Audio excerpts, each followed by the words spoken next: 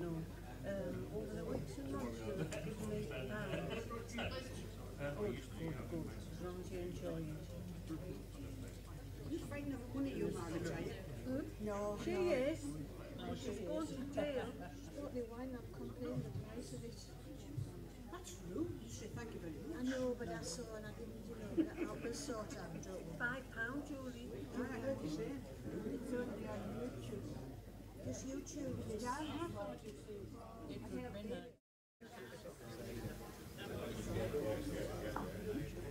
I thought I've looked and all that was things and I thought, oh, went all on to no, I'm not sure.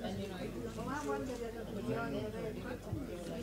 So my friend phoned, it isn't true, my friend phoned for once and she says, no, when I phoned him, I said to David Kieran and that, and he thought it was on. Yeah, I heard David saying it's quite good. And I still have it. I'm out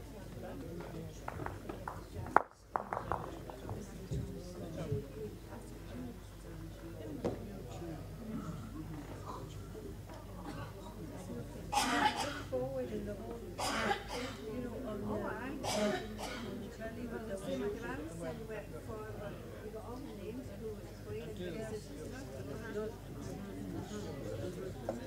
So where's Betty? She'll be away for coffee. Drink coffee all day. Oh. So will she just stay there? She's left at that. Oh. I said to her to go through here, but she got her some horse. I wonder how you get to the other side then. You know how Jane and them have got to the other side. Well, when we were here playing, we played on that side. Oh, did you? Yes. See, there was 2 rooms. And then the pillars. Right, that's what I was trying to tell you. Yeah, and then that's a pillar. And then I have 2 rooms. The other rooms are outside. Well, you might be able to tell me how long it is. Maybe run away and you got a bar. I've been on a bus. So it must be very well, trying to think if it's somebody, because he sat beside Robert and I, we didn't know him.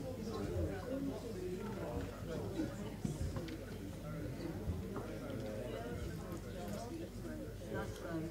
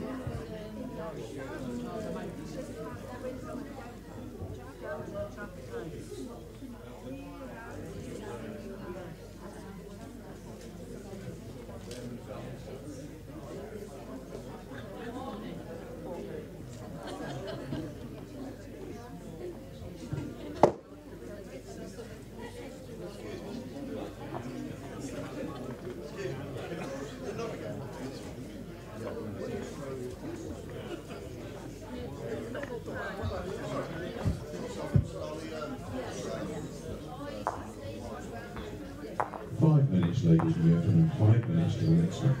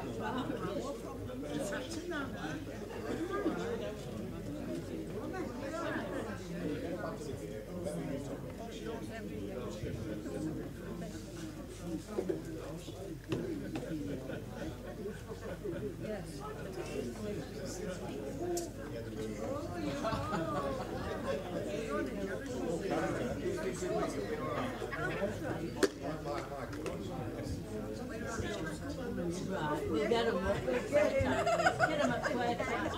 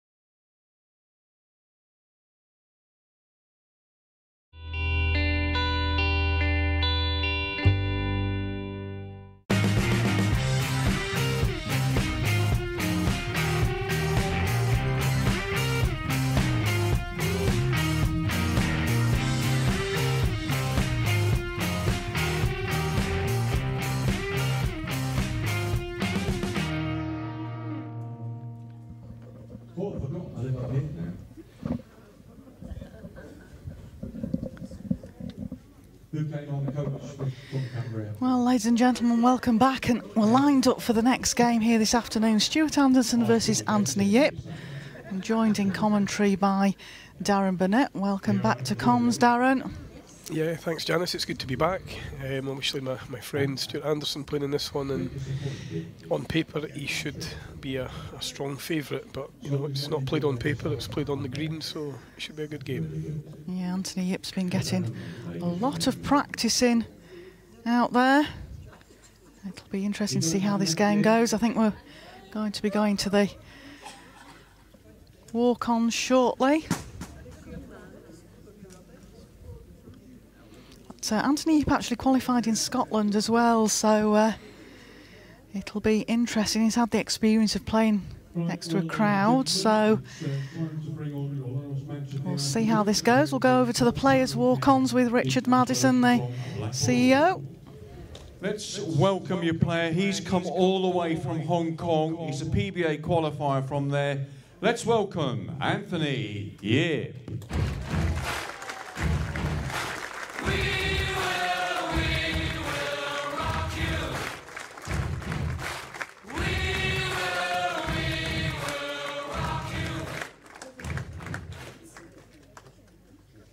And up against Anthony, ladies and gentlemen, he's a reigning World Indoor Pairs champion. He reached the semi-final of the World Singles this year, world ranked at number 9, from Scotland, Stuart Anderson.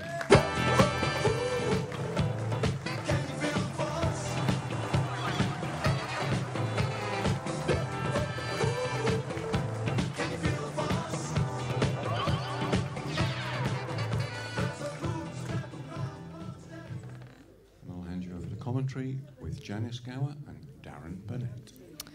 Yeah, well, here we go for the game. Nice walk on from both players there. They all got a full load of music, unlike the entertainment of...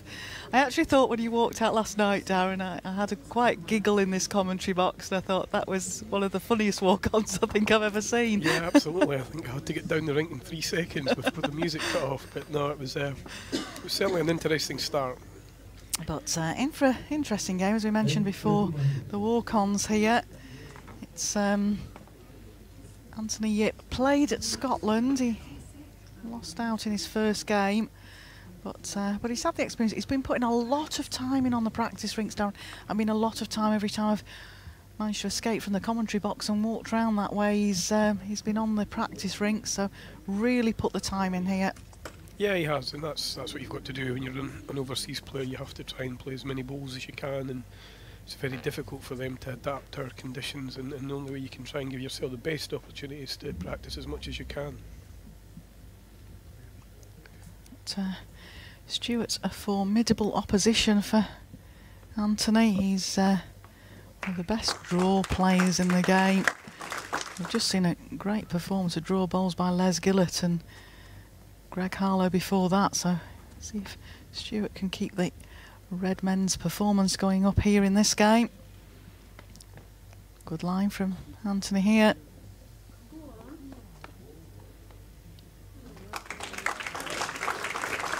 Yeah, good ball from Anthony. That'll settle him down, hopefully.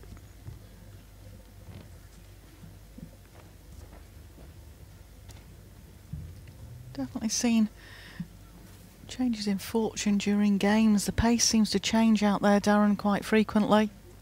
Yeah, I think so. I had the last game last night, and it was certainly a different pace to what I'd been used to. So yeah, I think it does change throughout the day, depending on how many people are in the venue as well.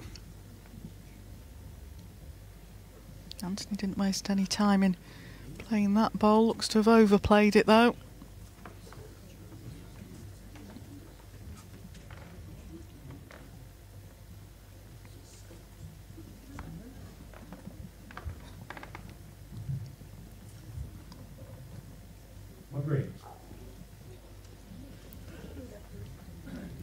Stewart, of course, ranked 9 at the moment in the world, so he's one of those battling out for the top 8 place for next season.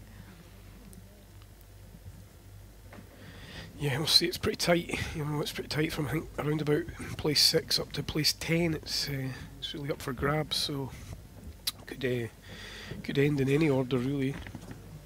Close here. Rest the green bowl. He might have just sat away. 1 green.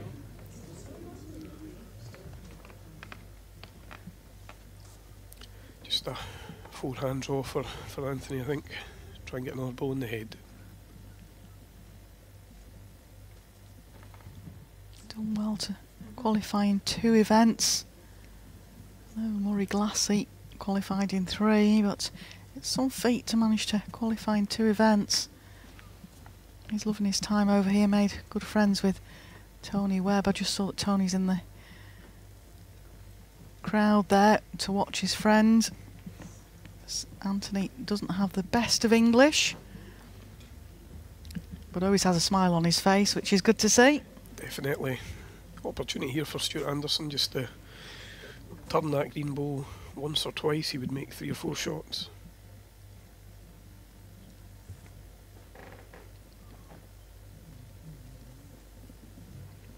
He's certainly watching it, Darren.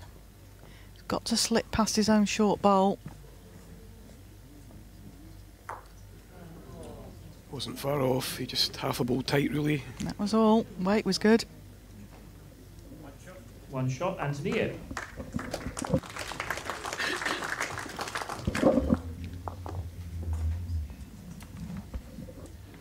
Yeah, that's the bowl of Stuart Anderson. Gets to the shot bowl but then just sits out.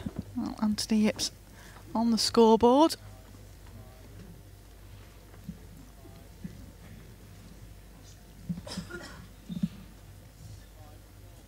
Customer Services Officer is Anthony from Hong Kong. His other hobbies, 10-pin bowling. Sister plays as well. Sister qualified for the World Championships in January. She was one of the ladies that made it into the qualifying rounds. She actually played a game on the portable rink to go into the last 32 and just missed out. Got a huge drive. Anthony was showing me a photograph of one of the bowls that she'd split the other day. Another good start from Anthony. A full bowl short of Jack High.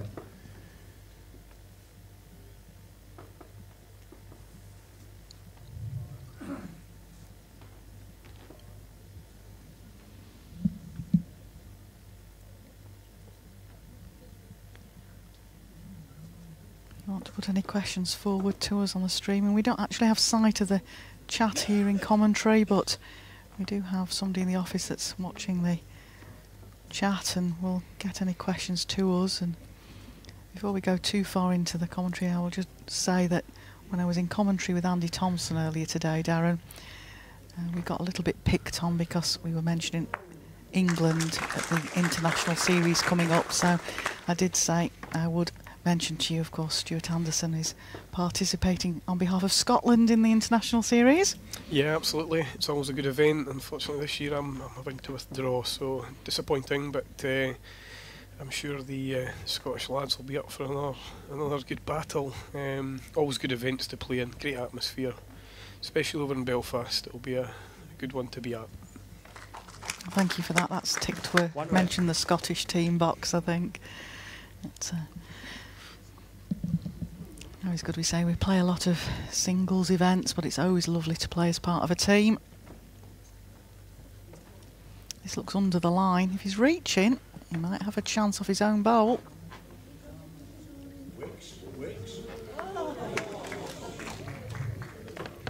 Not exactly what he played for. No, not at all. One red.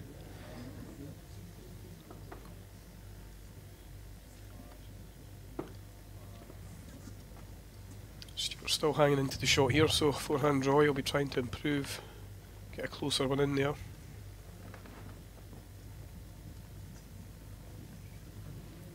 It's a good track. Needs just a touch more running. Made it in for 2.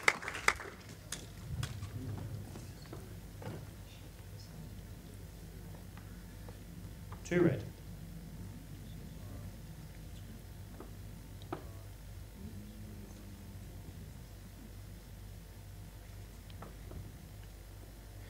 Smooth delivery. These are the important ones, I think, for Anthony in this match. I think he might be faced with this scenario on more than one occasion, and it's whether he can play a big last ball to drop the count down. Needs to get through the gap.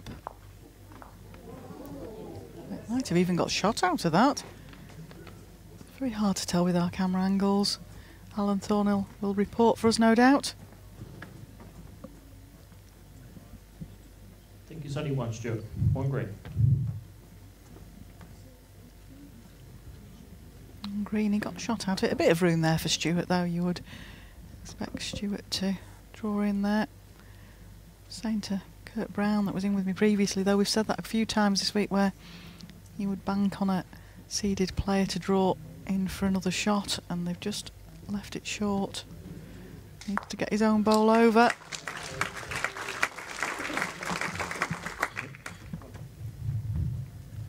One shot, Stuart Anderson. Yeah, honours even. One apiece the first 2 ends. Set score 1-1 after 2 ends. Got a nice touch on his own bowl to turn it in.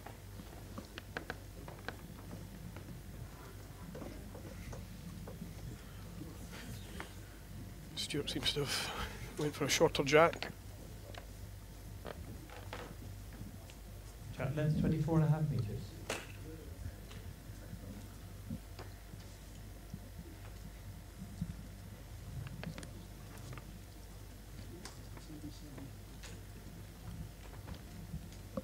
All on his pace here, down a very good track.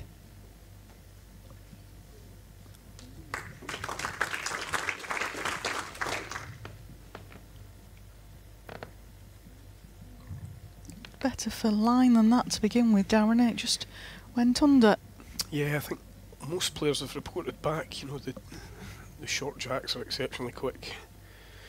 Just, I mean, it should be the same speed, regardless of the length we're playing, but you know, the short jacks, it's so easy to just overplay it like Anthony did there, you know, it seems quite a swift bit of the rink when the jack gets dropped short, so another good reply from Stuart here. Great bowl in there.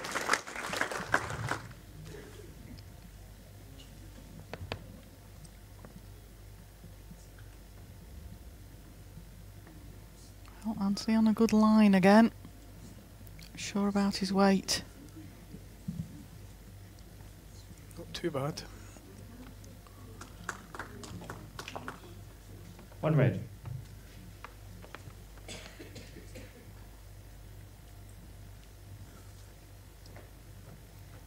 Stuart, a previous world champion. Won a lot of events and nationals.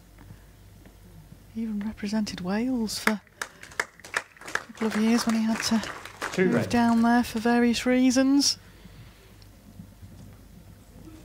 It's a strong tactic from Anthony, he's getting something. Got both away. Great shot. It's a great shot there.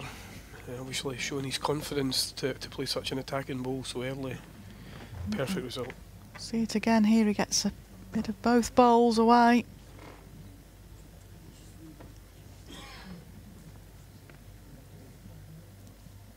Sets his stall out. Stuart will now know that he's quite happy to play a running bowl. Often when you've not played one of these qualifiers before, Darren, early doors, you're just trying to find out what they like to play and what's the forte, so to speak. Yeah, absolutely. I don't think Stuart will know too much about Anthony, but I don't think Stuart will let that affect him. He'll just play his own game and he'll be confident enough if he draws well, he's going to have Anthony under a bit of pressure.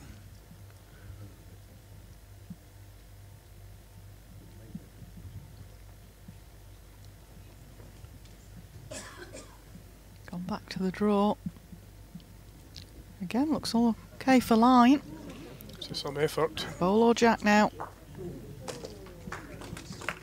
Has he turned it far enough? Yep. 1 shot, Anthony in. Stuart declared 1 green there.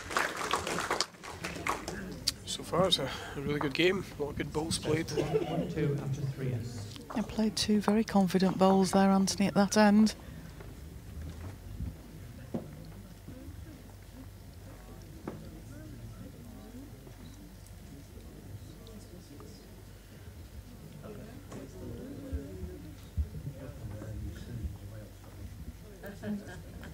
A longer length jack. Now, has he sent this off? Yep, just heard the thump. Yep. It's a question of you wait for the thump. Sure, Stuart will probably still go quite short with the jack here.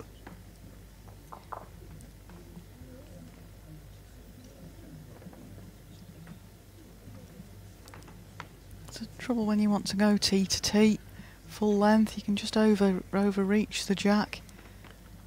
It's not like the portable rink though, it doesn't skim across just quite as badly, Darren. No, not at all, and having the extra metre, I mean obviously it's a 3 metre tee, we really should be keeping it on, but sometimes you just overcast it and it just goes just too far. But yeah, I mean obviously the 3 metres does give us that extra metre of room to land it in.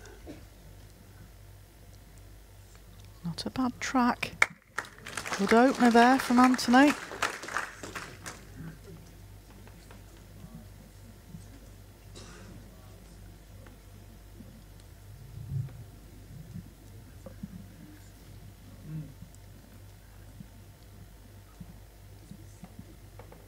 Nice big swinging hands, these. Yeah, I mean some of the camera shots are giving the viewers a great chance to see just exactly how well these hands are swinging. This is a reasonably short jack and balls are still coming back off a wide line. I think Anthony's here again. Good position that. Slightly favour your bowl, Stuart.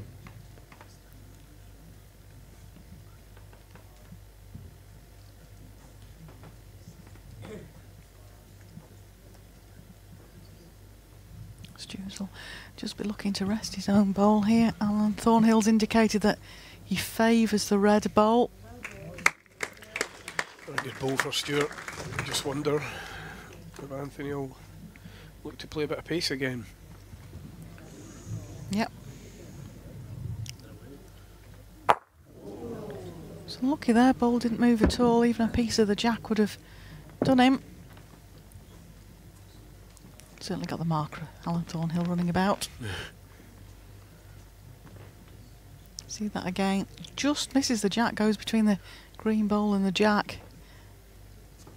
It was unfortunate, really, not to get any sort of result out of that. Yeah, he was into the target area, just found the gap.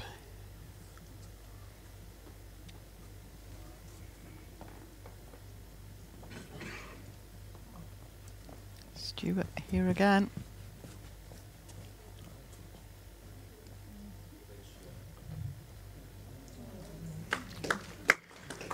Just that fraction short. Good effort.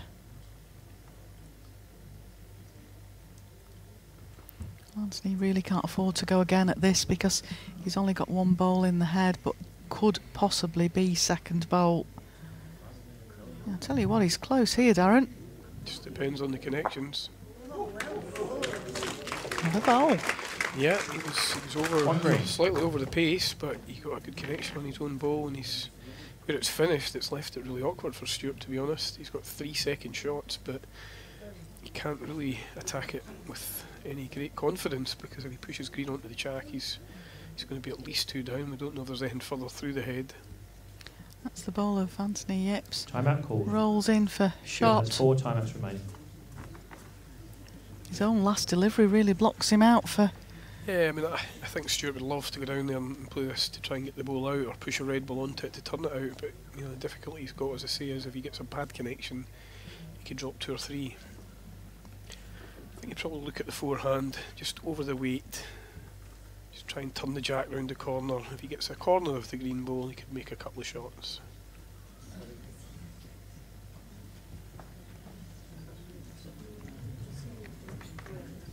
Just under.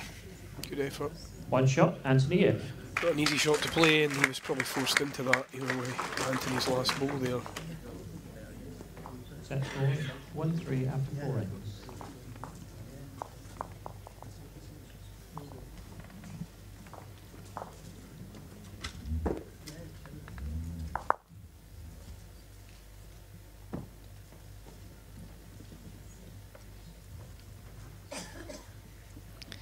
Well, Anthony's 3-1 up after 4 ends. All been in ones, Darren. Been a good game so far. It has indeed. I think Anthony's played very well. As I say, it's always very difficult for overseas qualifiers to come here. They don't really have a great deal of opportunity to play in these conditions. I think he'll be really delighted the way he started the match.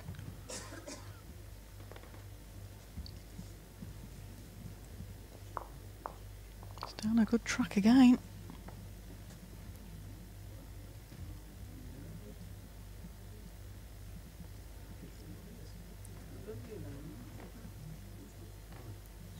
Just overplayed it.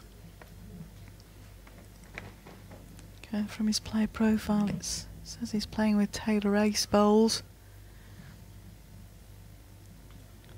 Stewart out there with his aces as well. Yeah, both players will be using a Taylor Ace. Stewart very comfortable with his red bowls. He uses these bowls just about all the time, apart from some of his own games at his home club at Blantyre, where a lot of the players have to use a slightly narrower bowl, so he's very comfortable with his red bowls.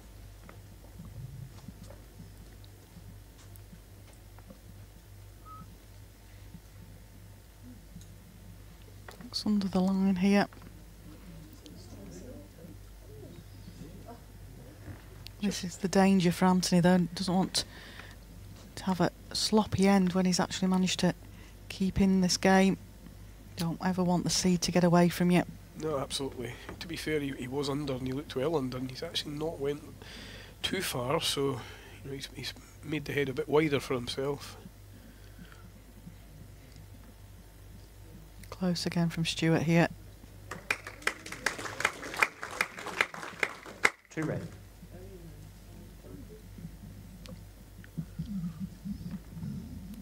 Sticking with the draw, just hoping to get a close one in. He's not went overly wide again. Certainly if he's got the right weight, he's a chance of coming onto one of the bowls. It's close. Oh, what a great bowl. Absolutely perfect. They're definitely holding a slightly narrower line than Stewart's red ones. 1/4 inch.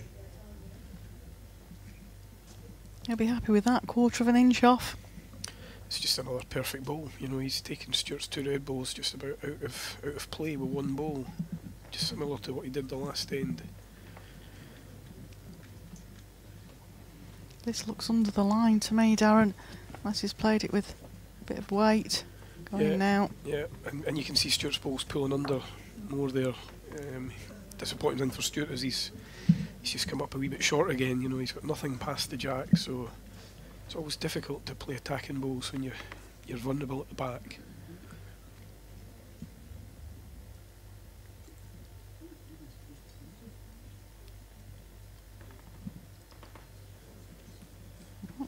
Looking to draw again. Doesn't really want to set up a target for Stewart to reach up to. That's probably why he's just overplayed it. He wouldn't want to stop short and set a target up. Good line again. It's really a similar scenario to the last end. You know, Stewart's got 3 seconds there.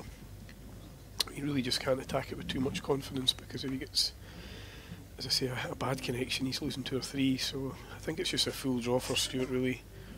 Plays this with like a footer running. He does turn the green bowl, he'll get the shot.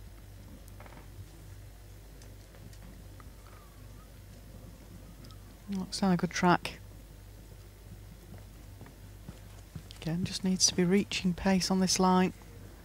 Very in close. The area. Very close. Perfect. Oh, great bowl that. Just played it the right way. He had just about that footer running I talked about, and then he got down to the jack. White Perfect shot, shot. Stuart Anderson. Another 1 shot, and here we see it again. Perfect line, perfect weight. Touch on the jack. Shot out of it. Tight game so far. Yeah, getting to the nitty gritty of the set. 4 ends left to play, and it's all very tight. Length 28 metres.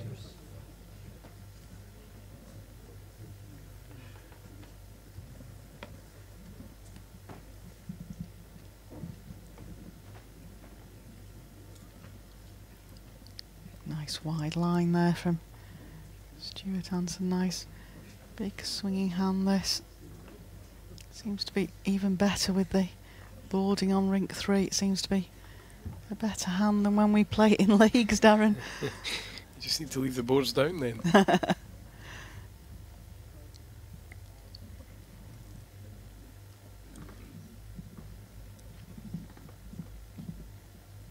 Again, not a bad line from Anthony, and he's behind. Always gives him options later on in an end. Yeah, to be fair, when Anthony has failed, he's always failed past the head, so it's not a bad feeling.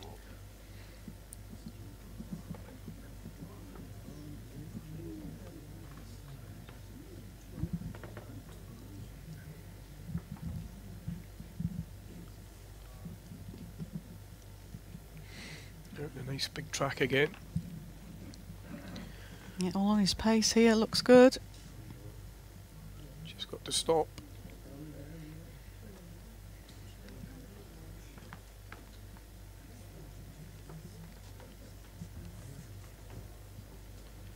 By far the loosest end of the game, so it's really big third bowls coming up from both players here. This looks under the line. It's a good weight, it'll hang about. No, Stuart just struggling as well. Saying that, he's holding 3. Yeah, it's a big ball from Anthony here. He just needs to make a connection. Looks like he's settling out on a wide line, and if he's not got the right weight, he'll just run past here.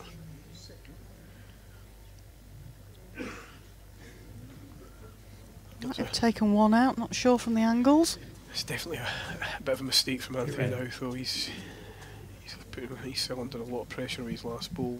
I'm sure Stuart will be just trying to draw round the jack here, make his bowl count, but be just in behind if possible. If he can beat the last green bowl, that would be perfect.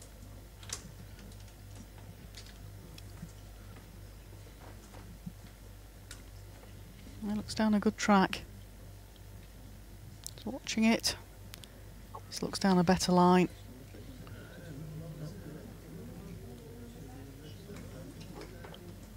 Still swung under.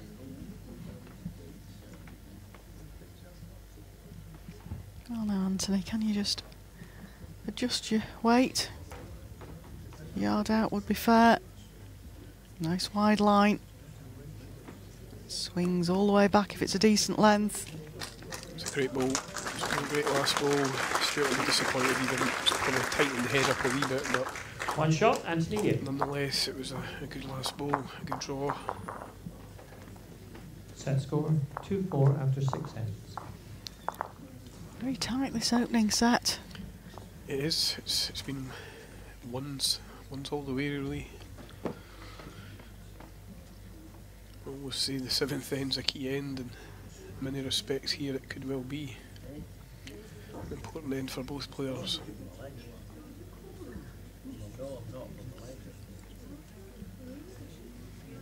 Looks like he's kept the jack on this time.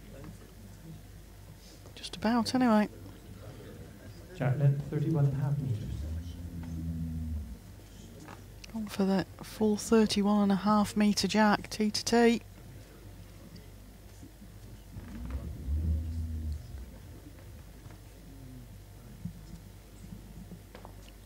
Hold that line.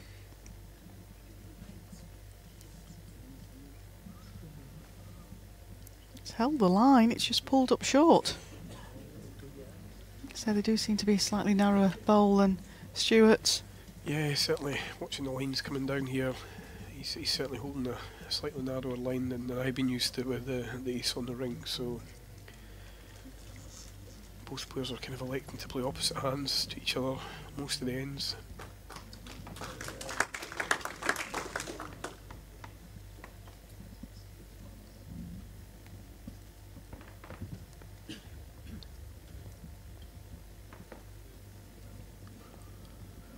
He's on the same track again. If he's adjusted his weight, his first ball came back to centre. This looks better. Great adjustment. Going very well. He's always getting something in pretty close. He's putting pressure on Stewart, which is the way to go as a qualifier.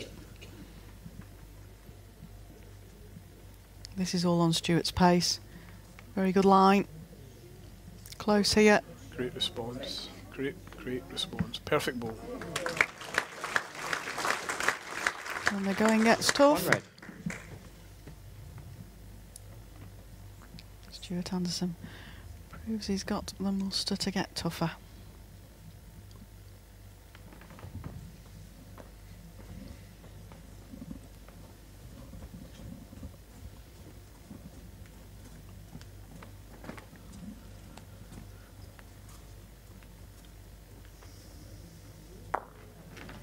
Pulling up short there, Anthony. Thought he might have just tried to draw around it and give himself an opportunity with his last ball.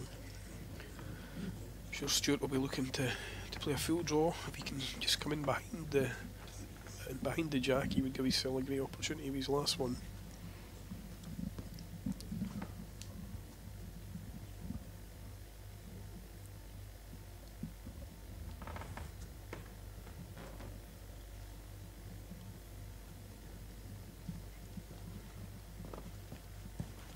Track again.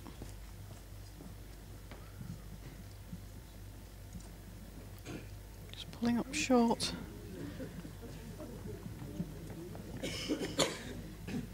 One red.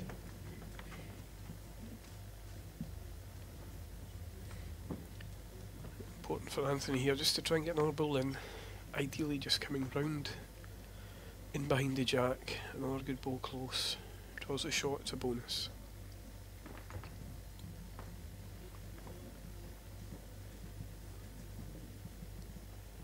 Tighter line again.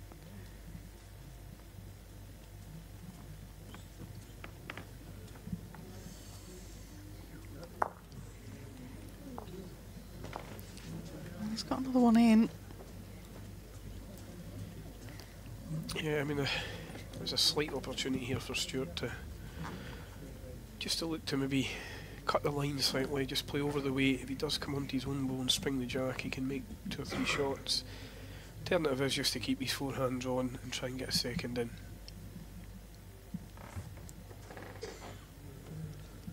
Playing it.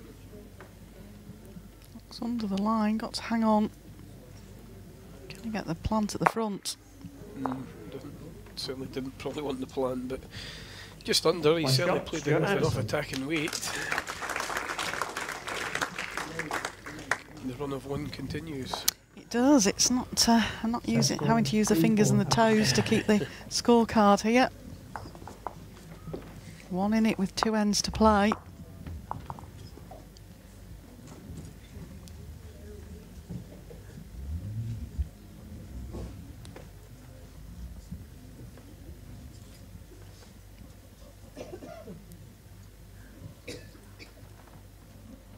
Length 27.5 metres. Important opening bowl this for Stuart. He's trailing in this set, but only by 1 shot. 2 ends to play. This looks a good track. It's a pace light, very good as well. Opening from Stuart.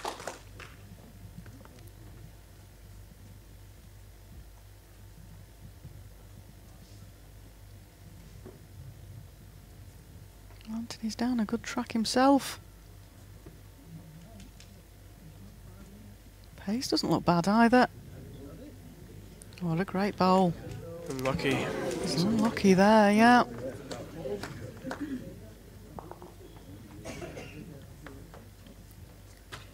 Good bowl for Stuart to target to draw to now.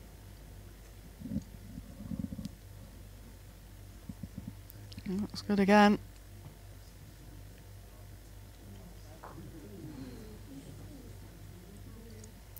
It's one of these occasions where Anthony really can't make any correction. He just wants to really play the same ball again. It'd be very unfortunate to find the same gap. The track looks decent.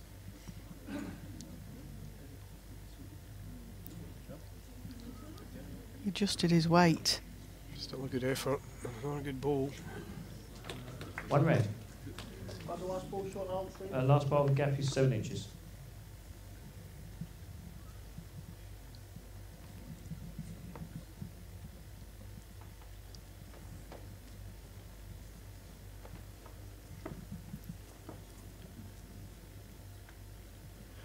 Stuart's out in a big wide line here. Just don't know if he'll make it back or not. If his weight's good, he's a chance of reaching the green ball. Sits in, it's a good ball.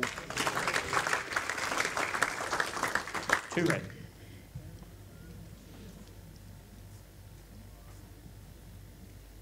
Didn't waste any time playing that, Darren. He certainly didn't. He's down a good track again. Looks like he's close. What's his weight like? Just going to pull up. Great line again. He's had the line 3 times in fairness. His first one found the gap.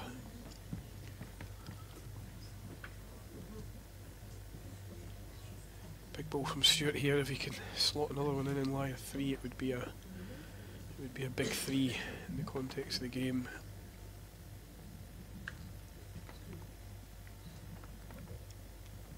There's not a lot of danger for him down that hand. Just draw to his own bowl. On that wide line again. And Anthony Yip's bowl's just sat out as well. Close again, Stuart. Perfect. Perfect No, ball. couldn't have played that better. Perfect ball. And I just wonder if that 3 will red. convince Anthony to have an attacking bowl at this. Gets his own green bowl. It's in the middle of the rink. Onto the red. He would certainly take a few out. Time out called. Difficult draw. He's 3 down. Anthony has 4 timeouts remaining.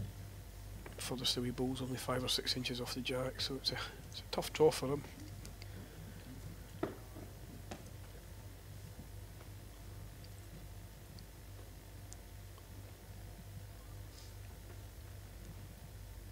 He changed the bowl in his hand there.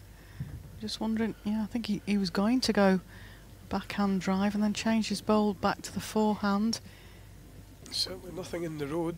He just has to try and make the adjustment on his previous bowls. He's very close.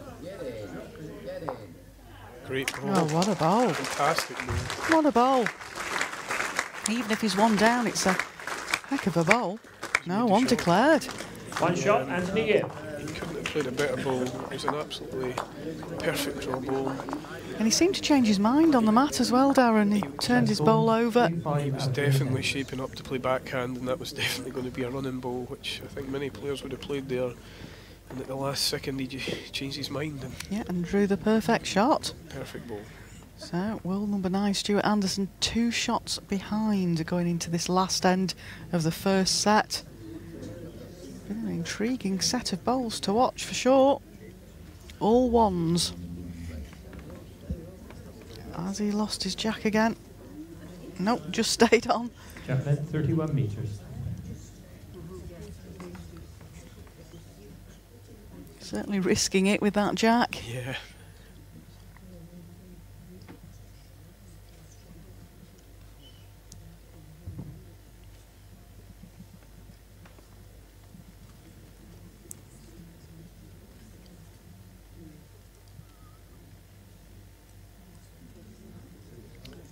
Looks like a decent opener again from Anthony.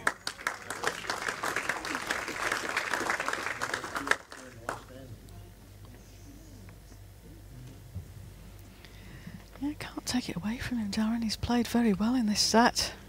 He has, and when he's been asked any big questions, he's answered them. So before, he's put plenty of time in since he's been here.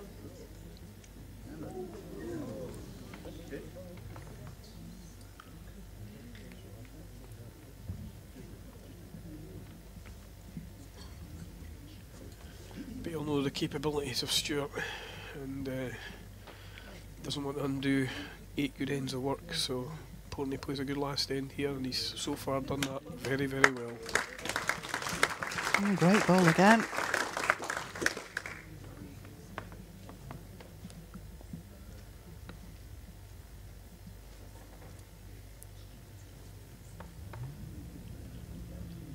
Stuart looking to be down a tighter line, trying to arrive onto this. He's very close to getting something. Too great. He's moved it, but he's still 2 down.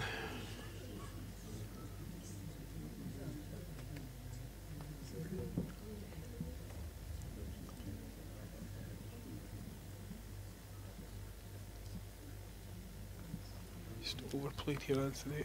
Not wasted at the back though. It's not.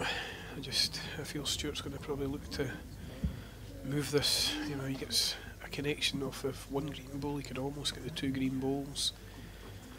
It's a split of the jack and the bowl. It's pushing it out to the side beside his reds. So Stuart will be up here arriving. Even if he takes 1 of the green bowls out, he's going to leave himself an opportunity with his last one.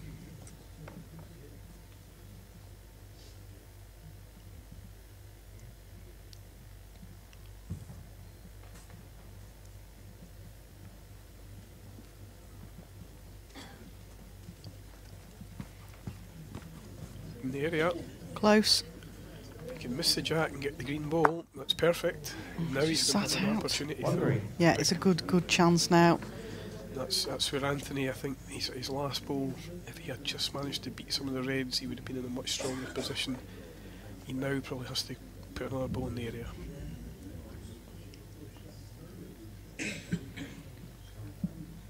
Well, I was just checking the scores from back in November. Anthony played Les Gillett. He lost his first set 11-2, second set 9-5. Certainly shaping up better here at the International Open. Decent effort, but I don't think he's beat any of the red bowls. Stuart Anderson's going to have a running bowl. If he gets the green ball out of there, he's going to steal this set. Yeah, big chance. His pace of his last ball was very good. He doesn't want a piece of the jack. It might go to Anthony's back bowl, but big chance here for Stuart. It is a big chance, because I think even the respot would guarantee him at least a 2. His ideal target is just a clean bowl.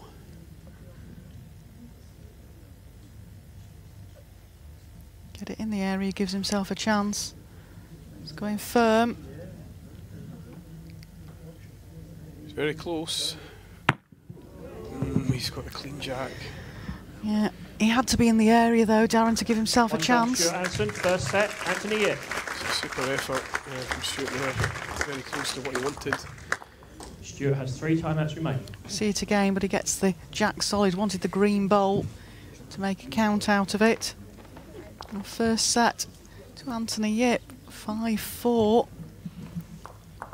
Yeah, we're just double checking who he'd played in Scotland. My memory had just lost me for a minute there, and it was Les Gillett. But he spent a lot of time practicing.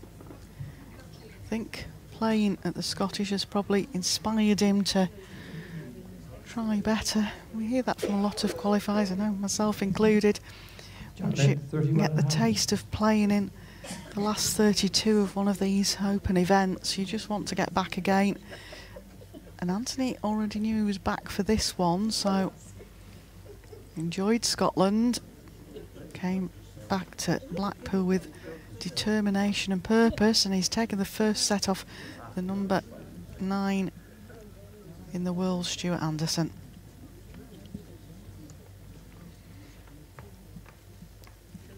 He needs to keep that momentum up though.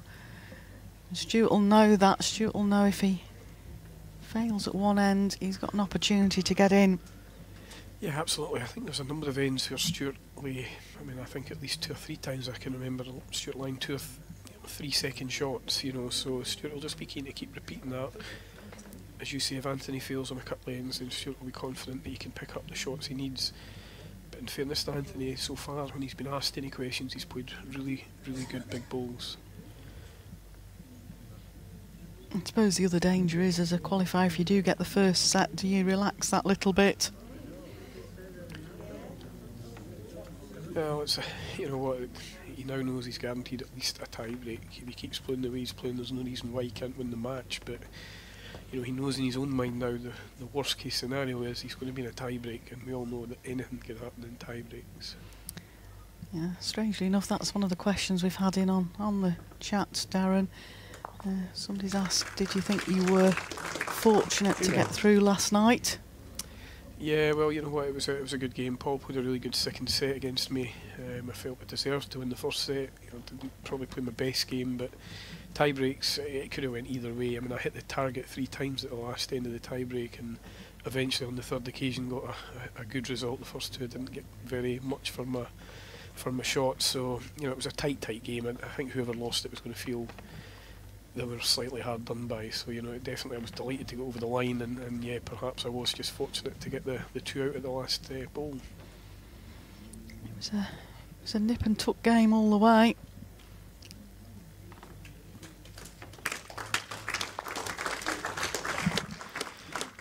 Big bowl again from Anthony here. He's just played a slightly loose end, and 3 against him, I believe, so yeah, plenty of room. Got to get this close, I think, Darren, as it could be one of those loose ends we just mentioned.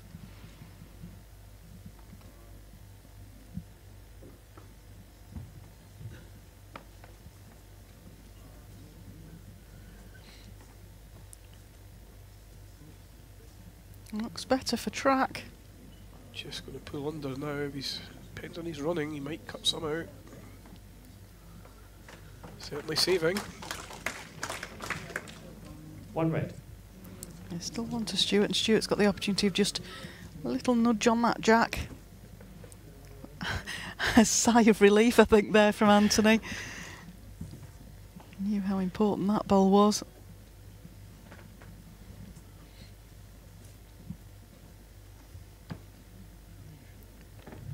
We were actually talking about in the commentary for your game last night, Darren, a lot of the qualifiers would happily take a tie break before they arrive at an event against a seed.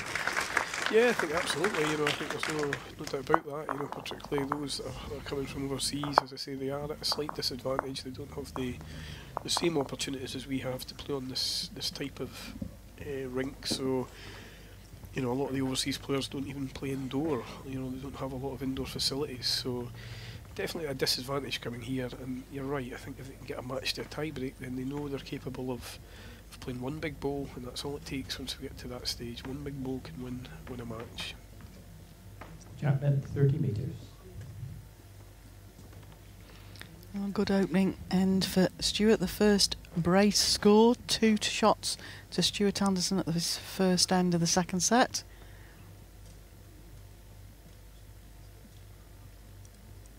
Looks like a good opener here again.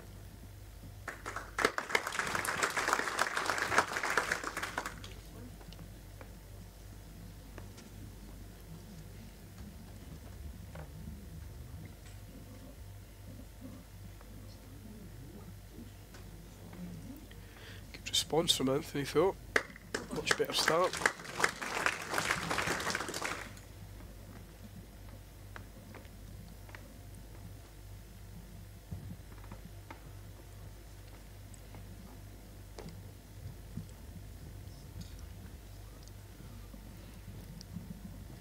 Stuart just needs to reach on this line now, might get a piece of the bowl, rest it out.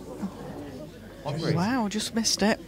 You can see how quickly that pulled under, you know, it just, as I say, it just shows the amount of bend there is out there on the rink and the bowls are Stuart's using.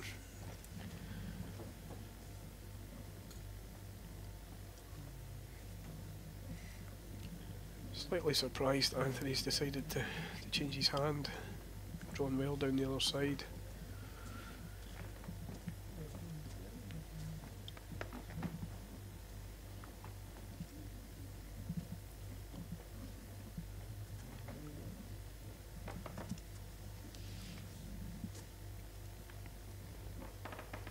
Doesn't need a lot of adjustment on his last bowl, Stuart, to get this green bowl solid.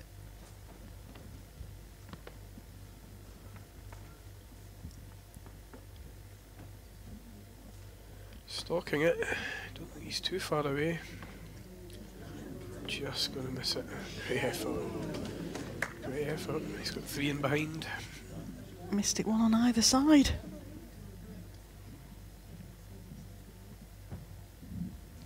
Anthony will know he needs to get another bowl in there close.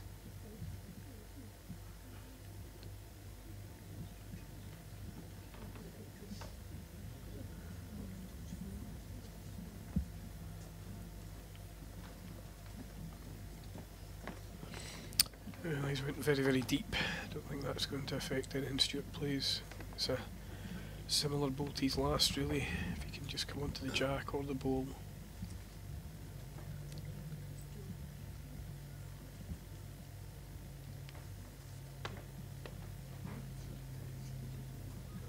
So I think that for Anthony was a case of he didn't want to be short and overplayed it. This is that slightly tighter line, looking for the bowl. Very close. Looking for the bowl solid. Very close. Oof. 1 green. He's played 3 very good bowls there and not got a result out of them. Yep, and Anthony's right back onto his forehand now. Trying to add a second shot here.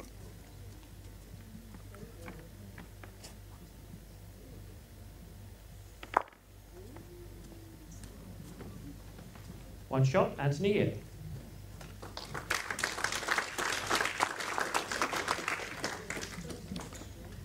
See that bowl of Stuart's again. Actually gets a little nick of the bowl but doesn't get it solid enough to take it out. We're back onto accounts of 1 again here. Yeah, there's not been much given, to be fair, in the game. It's been both players have played good bowls at the right time and mostly all 1s and 2s, so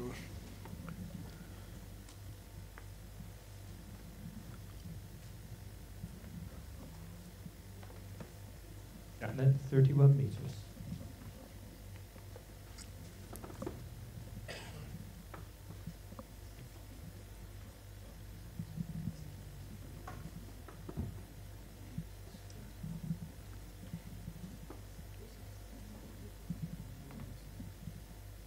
Done a very good track here, all on his pace.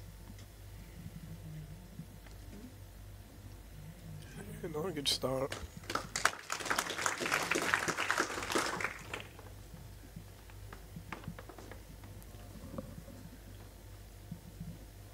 You're putting the jack tee to tee, which he pretty much is, then you know if you're putting your first ball within a foot, you're more than happy with that. This looks a good line from Stuart though. If it's a length, it'll make it all the way back in. Two good openers. Stuart just slightly overplayed.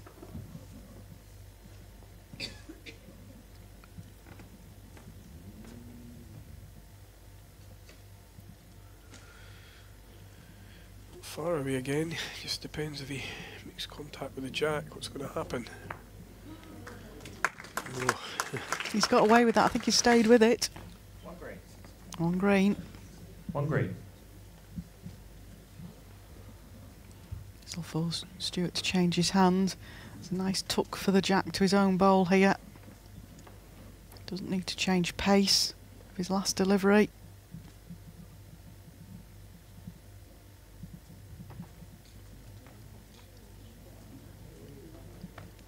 Just overplayed, but handy enough position. I think Anthony needs to make sure he's at least reaching Stuart's bowl. If he misses it, he could probably split the two reds, and that would be the perfect spot.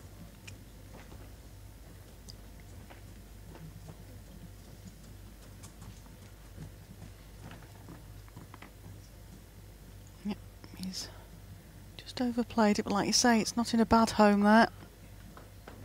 No, I could have done with just probably beating that last ball. Stuart will just be playing the same shot as his previous one, really, backhand. Just over the draw, turn the green ball or turn the jack.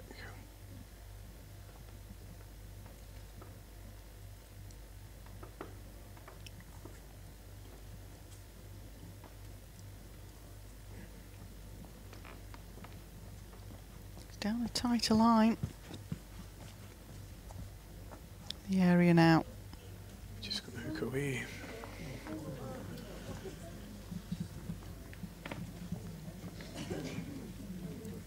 Really pulled away at the last minute there.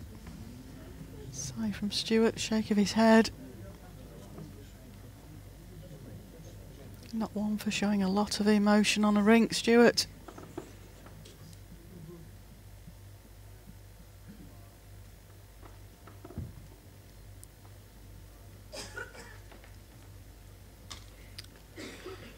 Anthony just looking to adjust on his previous delivery.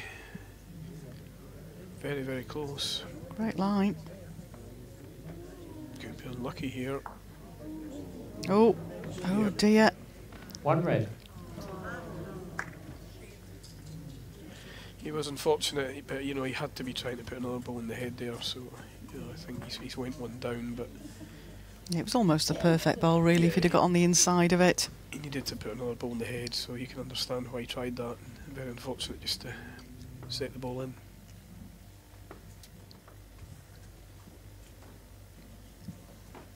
Draw on here for Stuart, not a lot of room. But he's back out on his drawing line.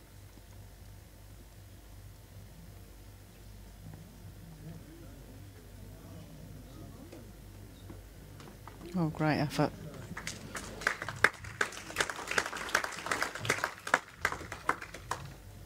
One shot, Stuart Anderson. Well, again, Anthony Yip's not really letting Stuart have a lot of room to manoeuvre. 4-3-1 after 3 ends. It was very unfortunate there, just sat the red bowl in. Quarter of a bowl tighter and he'd have got the red bowl plumb and sat for two himself. And the chances you've got to take when they're there.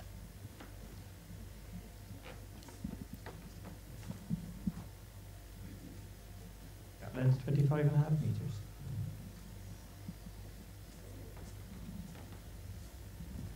Check length just a bit shorter again from Stuart. It's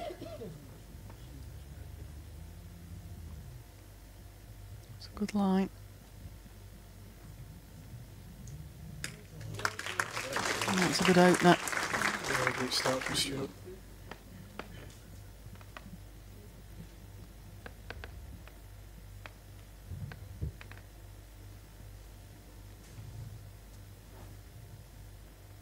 Wide line here from Anthony.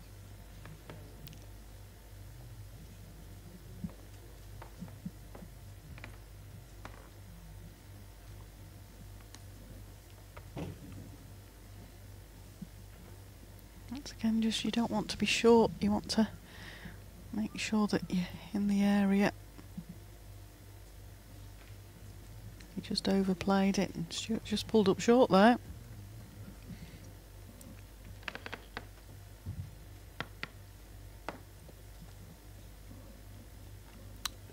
Anthony trying to make the adjustment from his previous delivery.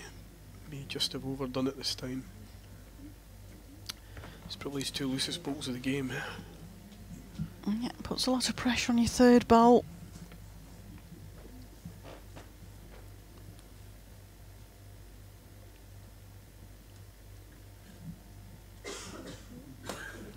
Close again here from Stuart.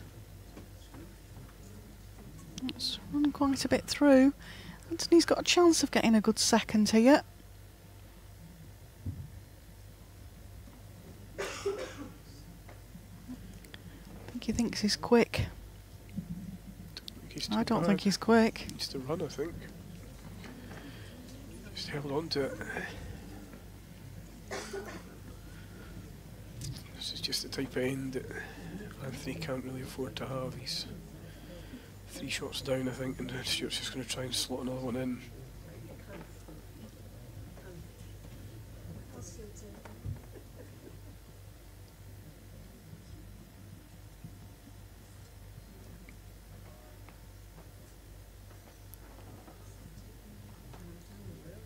A nice wide line here, Stuart.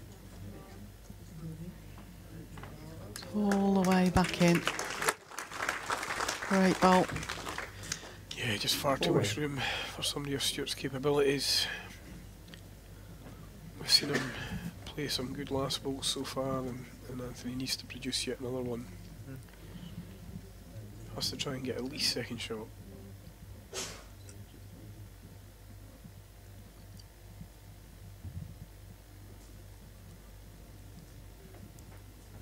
He's on a good line. Now this is all about his weight. Certainly his best effort. Will it stop for second? Yep.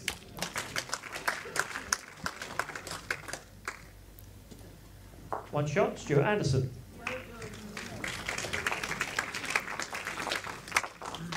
Had a questioning on chat again, David. Darren, it seems that this carpet is more forgiving with timing shots than the portable. Is that correct?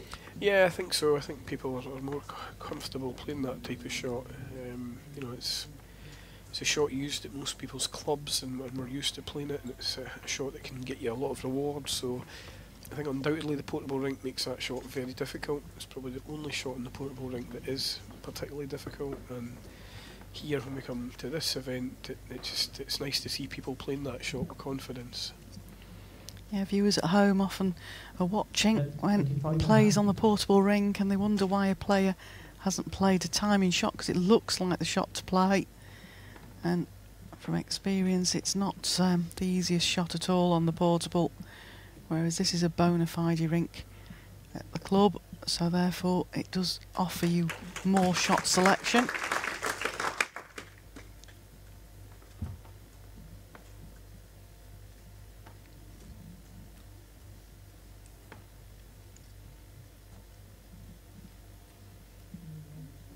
Well, Anthony just pulling up touch short again here, 4-1 down in the second set. He won the first set, did the Hong Kong qualifier.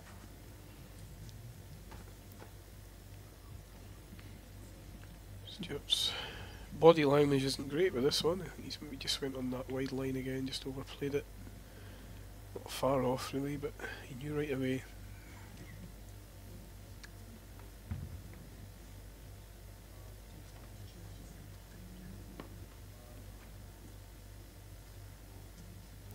Better line here. And pace doesn't look bad either. Right, just run through. 2 red.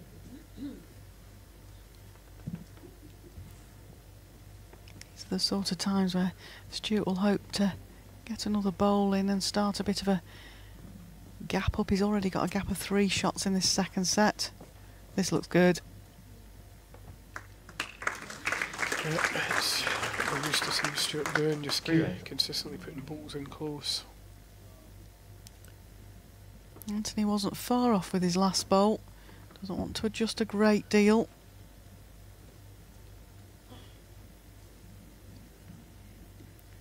It's wider than his last line.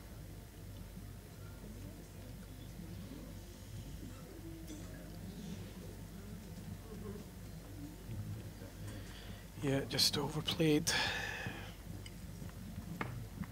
Stuart will just try and draw another one in through the gap. He can get somewhere close to the green bowls. That would be a perfect result for him. Just in case Anthony plays with the same weight and trails it. Yeah, looking to put something on the left-hand side of your screen. Yes, looks good here.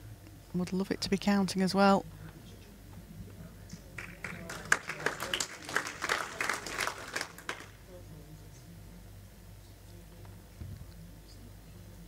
Anthony very quick away with that bowl. He's back down to that tighter line he played with his second bowl. He's in the area. Just whether he runs or not, really. He's on a good line. Just pulling up. Sigh from the crowd there.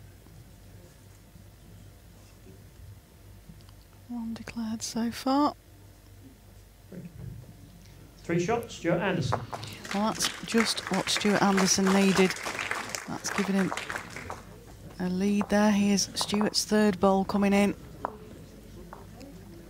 Set score 7-1 after 5 innings. Yeah, big 3. It's a big lift of 3 for Stuart now.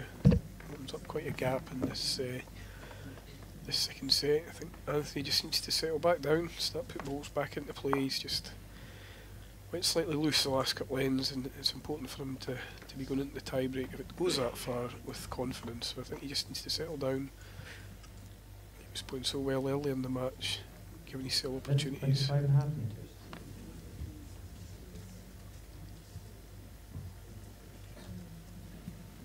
Stuart's aim will be to score again at this end, which will even more widen the gap.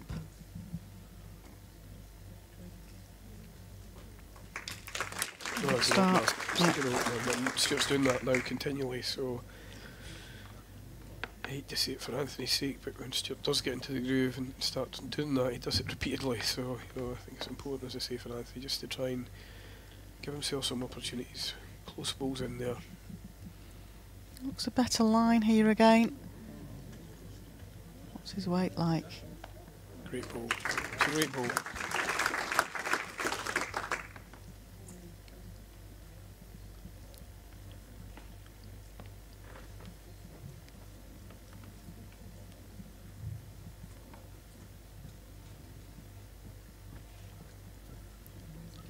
Just short, I think, Stuart, with this one. 1 red. Still 1 red, but Anthony just repeats his last delivery. He'll be in the area.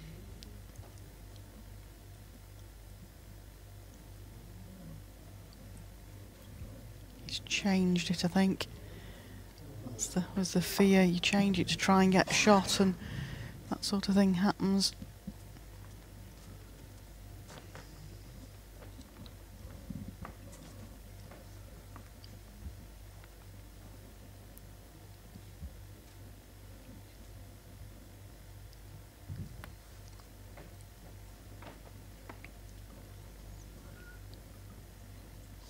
Stuart a lot wider this time, just trying to come round the jack. Land on Anthony's bowl. Great effort. Perfect. 2 red.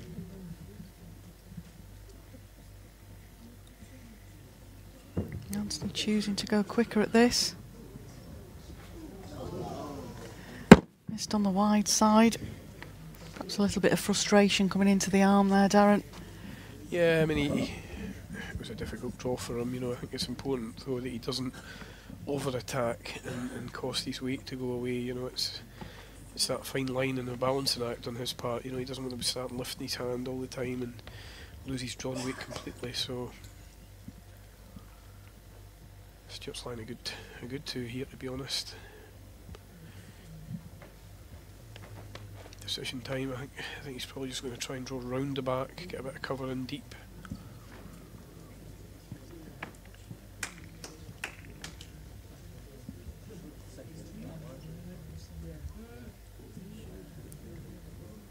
A lone clap from somebody in the crowd there. He's closer. Got his own ball away. It's made no difference, certainly. It's still 2, but he was in the target area. 2 shots, Stuart Anderson. 9-1. That really opens up the gap now for Stuart in this second set. Score 9-1 after 6 ends. See that great drawing bowl of Stuart Anderson's just rests the green bowl. Counts 2.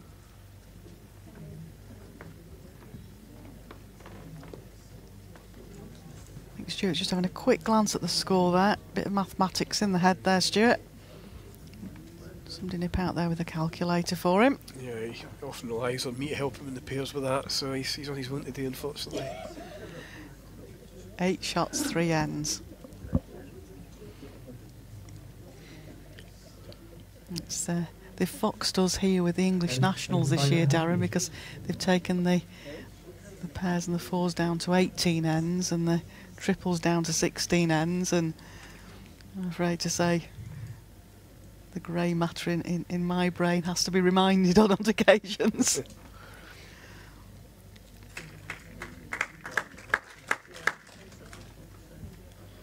Stuart knows one good end, he scores this end, then we're into the tie break, so difficult ask for Anthony now. 8 shots behind, 3 ends, it really is a tall order in any match, let alone when you're playing somebody of Stuart's capabilities. But as I say, I think it's important that he tries to finish this set strong, and that way he will at least have the confidence going into the tie break, which looks the most likely scenario now. Loose ball from Stuart there. Like you say, Stuart's not needing to chase shots for this set. He's in a comfortable position. Certainly looks closer this time. That's better.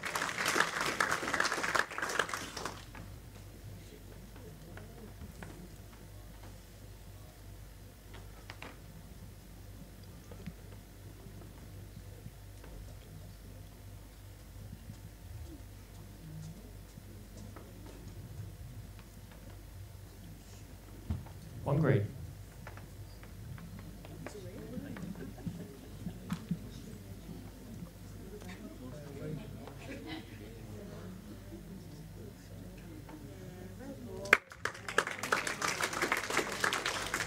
Two green. Another good ball from Anthony there. That's just what he needs to do. And he played a really good first set. For all the way, this match has got tie break written on it now.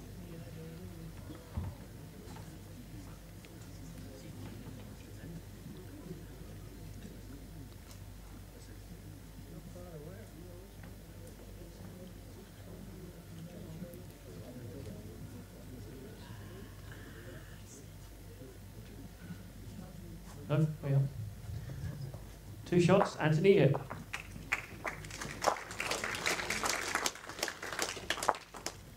Well, if he'd have drawn in for 3 there, could have actually given him a big chance. Getting the 2, still a big ask. He put his last ball really quickly, and he seemed to be coming down the green as if he was wanting to take it into the tiebreak already, which obviously, as we know, is not allowed. It has to be mathematically impossible for you to get in out of the set. So whether just maybe a wee bit of an experience maybe on Anthony's part, he maybe felt that the ask was too much when he failed to draw in with the third, but we all know it's got to be played out. So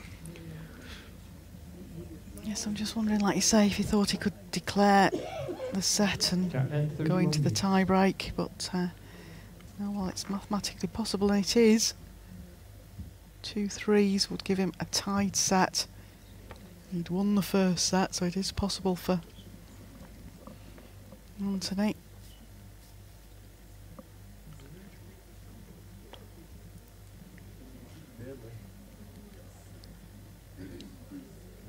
But has to score 3 at this end, and that's not the best of openers to do so.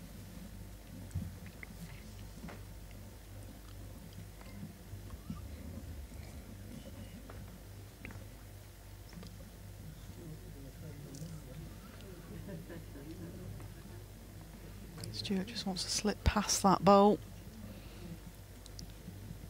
He wanted to be a lot closer, but slipping past that bowl helps the matters.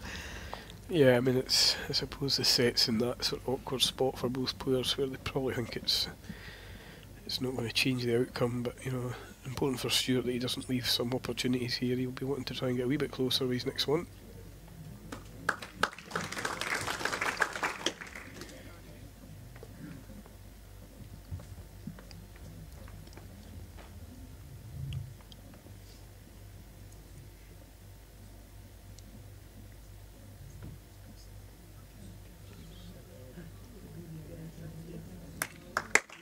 That was better from Stuart. 1 red. Nice picture of the ladies on the back row there from Cumbria Indoor Bowls Club.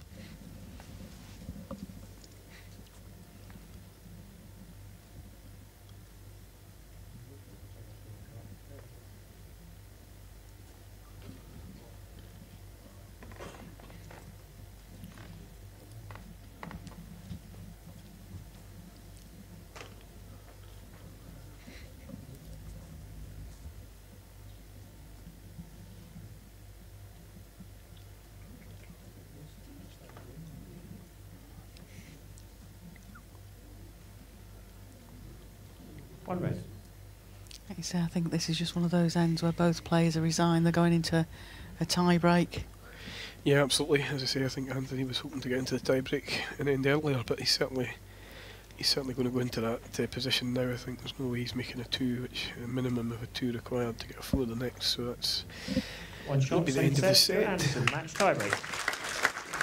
And this is where the rules change slightly, as in it's a 3-end tie break. The first to win 2 ends wins the match.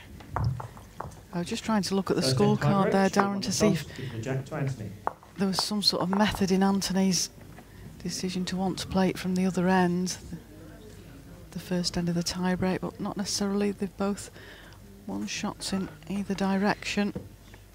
Sometimes that does play on your mind if you've only won in one direction. I just wondered if that was what he was thinking, but nope.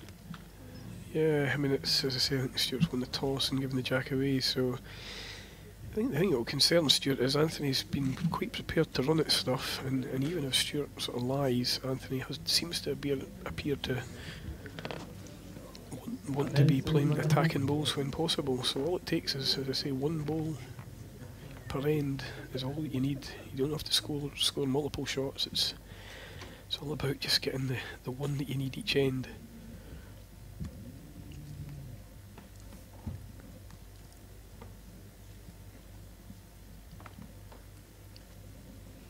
Well, that's a good wide drawing angle here, all on his pace with this bowl.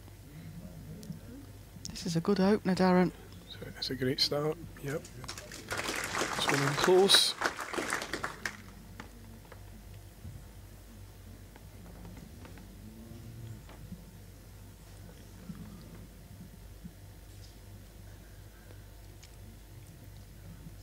Well, this looks on a good line as well. Again, all on pace.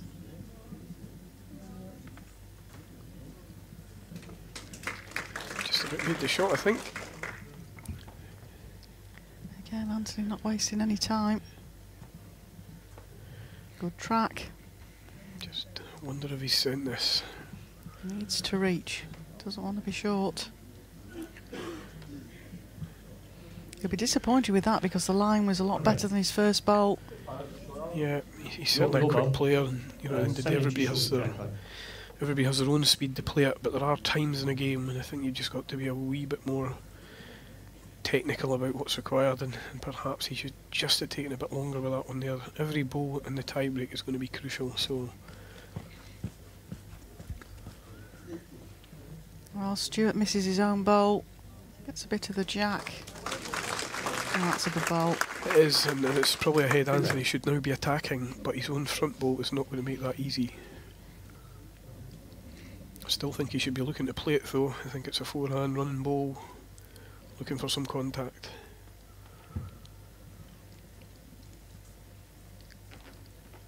He's played the draw. It's a good line.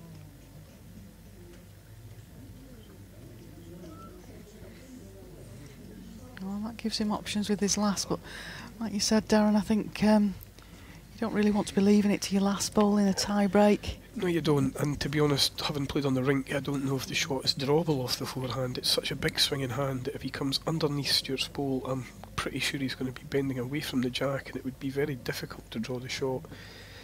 On the other side of it, trying to draw round is really going to be even harder, so I just felt it was an opportunity maybe to try and look to play a wee running bowl.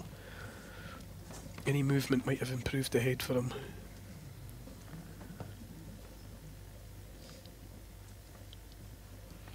He's not opted to come and have a look at the head either, Darren. Which always concerns me a little bit, even if it's just to calm your nerves down. Yeah, I mean, he really should be taking his time here and coming down and looking at this head. So a little bit of inexperience might come into play. He's probably playing the right shot now down the backhand, but depends on his weight with this hand. He's got to play perfect weight for it to get back to the bowls and the jack. Track doesn't look too bad. If he's carrying any pace at all, this will not get back. First end, Stuart Anderson. I think there was a little bit of inexperience versus experience there. I think for sure, you know, absolutely. He's clearly a quick player, and as I say, everybody has their own speed to play the game at. But on a tie-break end, you know, he's got so many timeouts left. He should have been coming down to look at the angles of the bowls and give himself the best opportunity to play the shot. I mean, from the mat end, there's no way he could have possibly seen just exactly how far short Stuart's bowls were to see what angles were available. So difficult. As I say, it's probably a new environment for him, and maybe just should have taken a wee bit longer there. Yeah, interesting there. Nice to see Stuart explaining that it was Anthony's choice with this jack.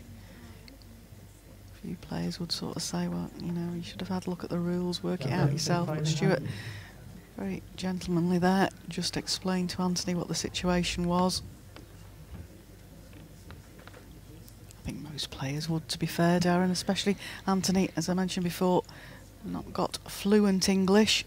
Yeah, no, absolutely. I think most players in the top 16 would be doing what Stuart's doing there and just making sure that Anthony's fully aware that he has the choice.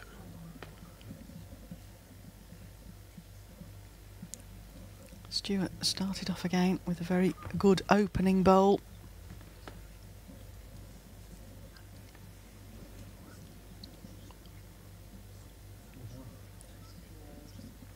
Anthony just overplayed it, but better there than short.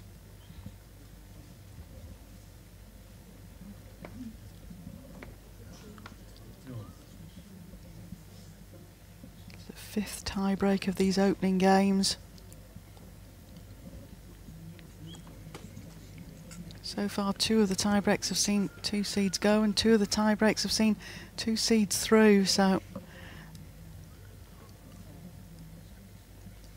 it's 50-50 to the qualifiers with the tie breaks.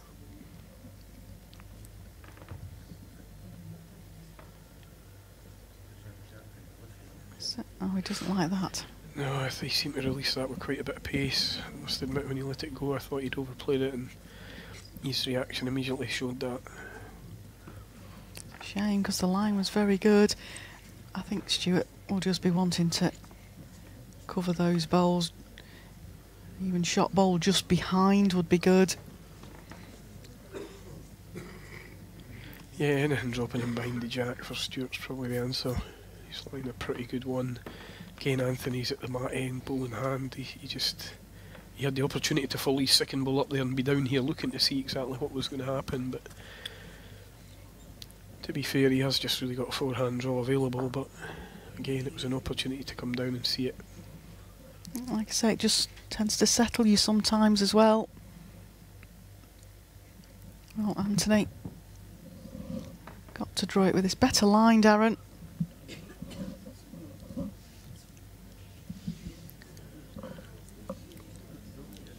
Just underplayed it now, and when he's going to finish, it's not going to help matters at all.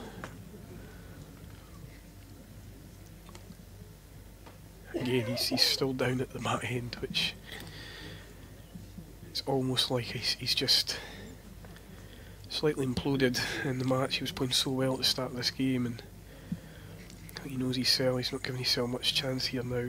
Stuart's checking all the angles. Timeout called. Just trying to see exactly what might happen should Anthony elect to go quicker. Well, I suppose if Anthony plays a shot and gets Stuart's ball onto the jack, it comes to his back bowls, to the left-hand side of your screen. But again, has Anthony actually seen that that's the angle that he could get? I think if I was in Stuart's position here, I would just go deep, cover the re-spots, and say to Anthony, if you're good enough to draw within 6-7 inches of the jack, then well done to you. He's coming to have a look at it, Darren. He must have heard us. I'm just getting another one in behind here.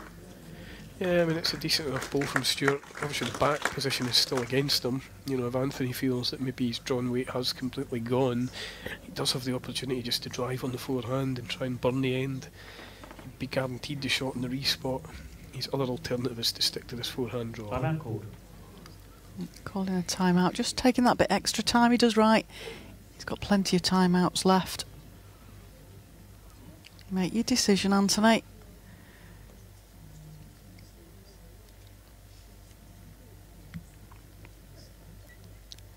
Looks to be just going for the draw again, Darren. Yep, he's sticking with the draw. His weight's going to have to be particularly good to get back from there. I think he's overplayed it. Second end, down the match. Stuart Anderson. Stuart will be relieved to get through that game, Darren, but I just felt Anthony just went off second set. Almost as if he was happy to have taken the first set to some extent, and here we see one of Stuart Anderson's bowls coming up. He's certainly led well, certainly to this shorter length jack.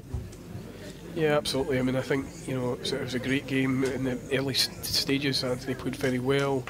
You know, as the game went on, he probably just lost his drawn weight slightly, and he'll be probably disappointed that he gave the tiebreak away just so cheaply as he did. Yeah. Again, a little bit of inexperience in the tiebreak, but Stuart Anderson will happily step his way into the second round here at the International Open. But, another game coming up for you shortly. If you stay with us, and we've got one more game today, and it is world number 1 Nick Brett versus the South African qualifier Sean Nell. Interesting one that as well, Darren. Yeah, I mean, it's obviously the last first round game, so Nick will be aware of that. He's the last seed that can possibly fall, but Nick's a very good player, and Sean's again going to have to play, you know, similar to the way Anthony did in the first set. You know, to compete, he's going to have to play that type of game. Yeah. Stay with us, folks. That game coming up, Nick Brett, Sean Nell. Thanks for your company, Darren, and best of luck in the rest of the tournament. Thank you. And thanks, folks. Join us again after this short break.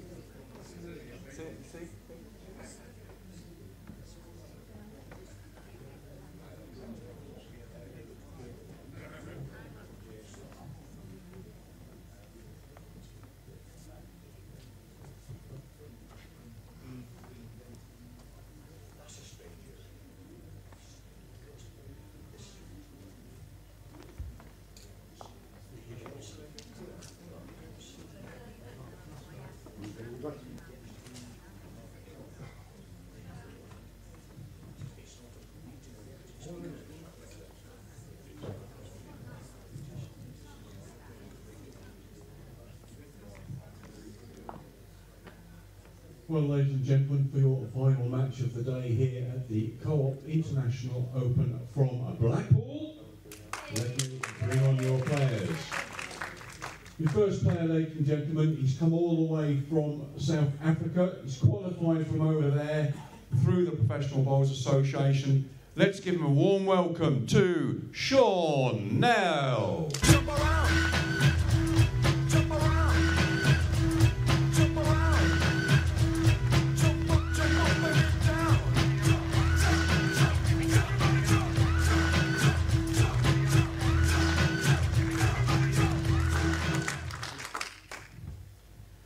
And up against Sean, ladies and gentlemen, he's a former world indoor champion, reigning world mixed pairs champion, world ranked at #1. It's England's Nick Brett.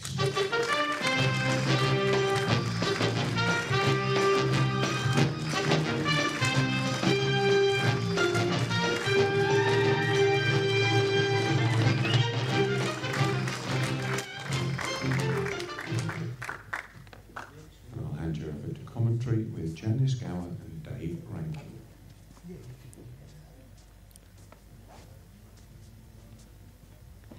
Well, thanks very much, Richard. Welcome, folks, to the last game in this first round here at the Co-op Funeral Care International Open 2017 at Blackpool Newton Hall Indoor Bowls Club. I'm delighted to be joined in commentary by the Australian qualifier Dave Rankin. Welcome to commentary, Dave. Thank you very much for having me along. Sure you'll enjoy it, and this will be an interesting game. And of course, Nick Brett, world #1, comes out to his usual Hawaii 5-0 signature tune. Now let's see what the qualifier from South Africa, Sean Nell, can do against the world #1. Always tough. You've experienced it now yourself, Dave, coming out there to play against one of these world ranked players. Yeah, it's hard work when, especially coming from another country to play here, and you know these guys play on these surfaces all the time, and you're kind of behind the back ball, but you've got to give it a go. Yeah, too right. Nice view there of the owners of the centre here, Partington's Holiday Centres. Went to watch some of the bowls.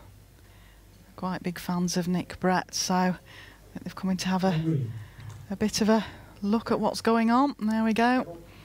Last bowl is 9 inches short. And just to the right of there, there's a lady with a flowery shirt on as well, and that's Mrs. Kearsley herself, I think. Yeah, there we go. Mrs. Kearsley herself. Now that is the big boss. nice to see her in. That was a nice shot. Thanks, folks. And the gentleman to her left, I actually had lunch with him today. Well, that's her son, so there's a very good chance of that.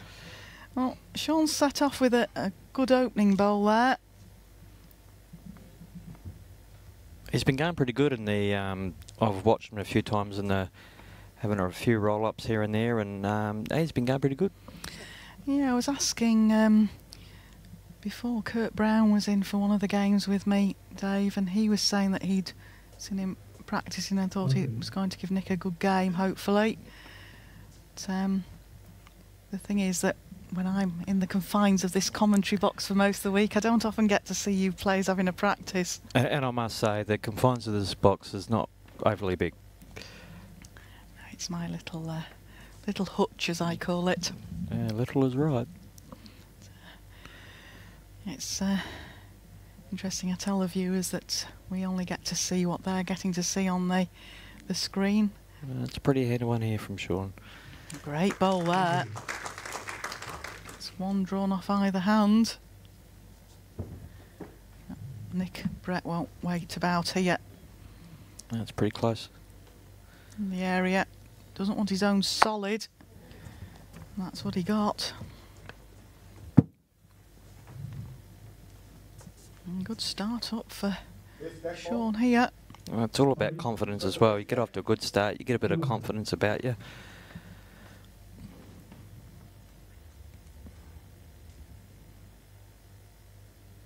Similar delivery to his close bowl here. Put Nick under all sorts of pressure at first end.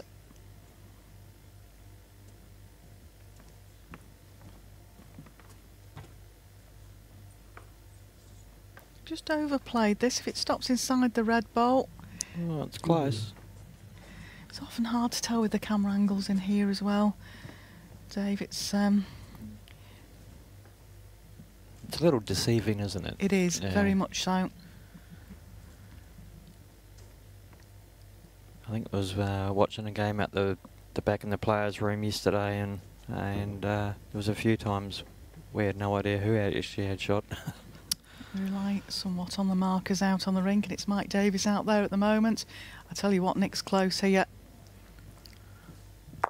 That's a good shot. Yeah, great bowl to get. I think he's got shot out of it as well.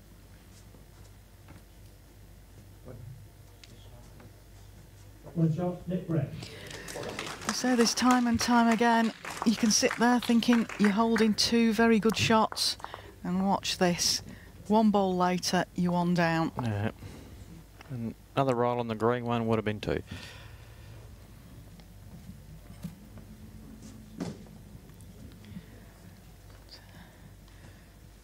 So you'll be keen to get back again now, having had that experience on the rink. Yeah, the players that I've spoke to, since we've been here has been good. Like the Vice has been great, and you've got to take that on board.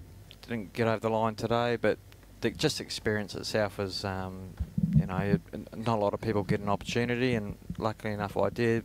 I'll take that back home and give it another crack. Good opener here from Nick. Yeah, we try to explain to viewers at home that qualifying is hard work. You've got often 5, 6, 7 games to play before you actually reach these tournaments. And I know the Australian qualifiers are just as tough to play in as the ones over in England. We're getting a little bit lucky now because from Perth in Australia, where I'm from, we actually get 2 qualifiers, or one comes to here, so automatic entry from WA, and we get an automatic entry into the Scottish Open, so which is good, and everybody else has to go overseas for the national playoffs. So you've got to play a lot of games to get a trip. So it's hard work.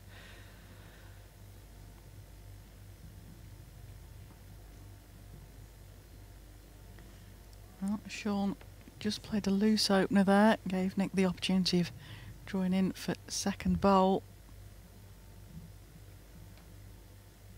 Not sure he's going to quite make it there. A number of the crowd have disappeared off. It looks like the Cumbrian coach has gone home, so therefore the temperature in the arena will change. Sean informed me earlier that his family, I think 2 daughters, will be watching back home in Joburg. That's brilliant. We'll give them a shout out then. I'm sure we've got a few viewers watching from over there. That's the joy of the streaming. We now bring you every bowl played. Going back a couple of years, you wouldn't have been able to watch any of these opening games. Now we provide you with the streaming, full HD with full commentary, which gives you every bowl played at the World Bowls Tour ranking events.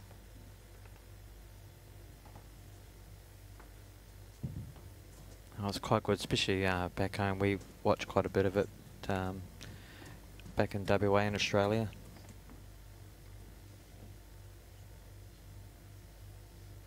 Shot ball touching. Now this is a big game for Nick Brett as well. As I was hearing earlier that there's only 1 point now separating him and Greg Harlow from the #1 world ranked spot for the start of next season. Close at the top. Yeah, Greg's already won his opening game, so a bit of pressure on Nick. There's various different tussles when it comes to the world rankings, and that top spot's always one that players like to have. 3 shots, Nick Brett. Well, Nick's got off to a good start here, so he's quite happy with that. 4-0 after 2 ends. Yeah, I thought after Sean's opening end, I thought he was going to nail this second end as well, but loose end. Could be still a little bit of nerves out there. Oh, well, trust me, after one game, I know what it's like now. So, especially if you haven't been here before, the nerves do kick in quite a bit. Well, they definitely did for me. And Jack played 29.5 metres.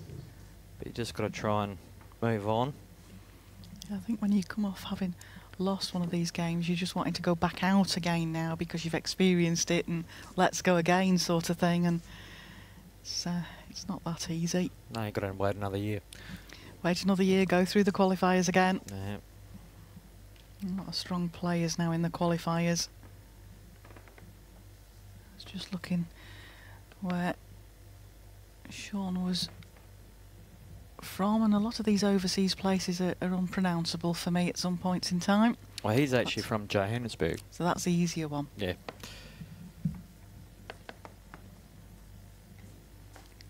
Don't forget, if we have any questions out there, if you want to put to Dave while he's with me, please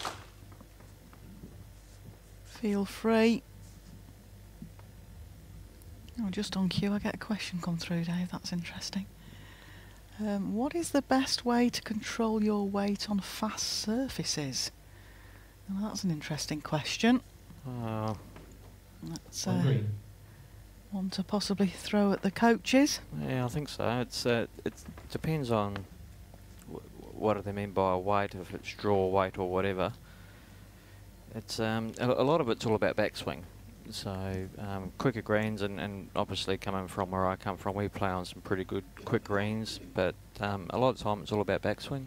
So smaller backswing, less weight, and hopefully it kind of works. Yeah, great question in there. Always worth, if you're worried about anything like that, speaking to. Most clubs have coaches about that you can speak to. This surface out there is playing probably about 16 seconds, 15.5 to 16 seconds from what the players are telling me. One green and a measure. It's not a particularly quick surface, but it's quite a true rink to play on. That's a good surface.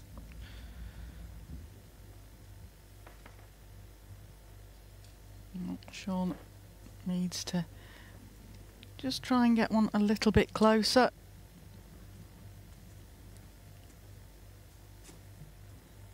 I've ever played this. Yeah, I think he might have been looking to maybe turn his slightly short one up a little bit, maybe. Get another one definitely in the head anyway. Yeah, you don't want to be short out there, that's the thing. If you put a short bowl in, it starts to put pressure on bowls later on in the end. Yeah, I can testimony to that.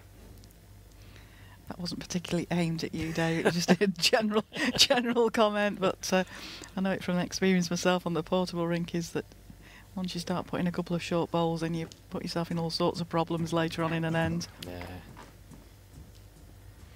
Well, Sean's got an opportunity here. Nick's failed with his last delivery. And I think it could be 2 green from our angles. Yeah, it looks like 2 from here. Like at least get to his short one just past it. Could be 3.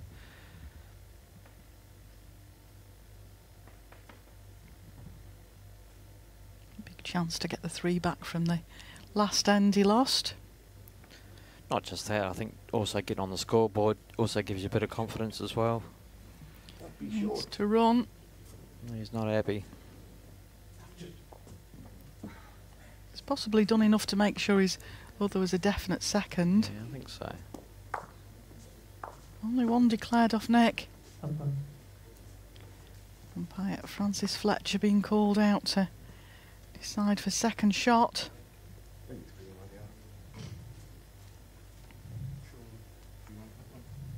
You can take it away.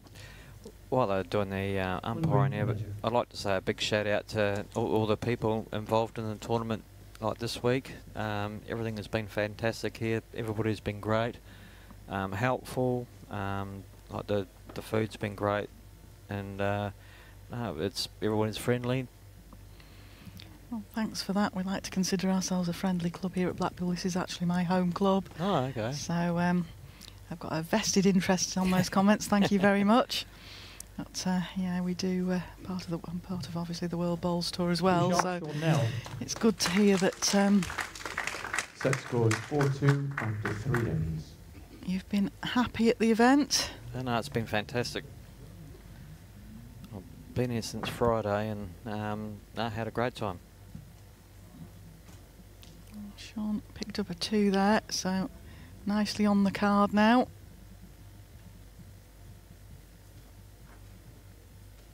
Yeah, all 3 venues that we currently have on the tour are 6.5 metres. different. This one's a very intimate venue. The ceiling's quite low and the crowds are very close to you.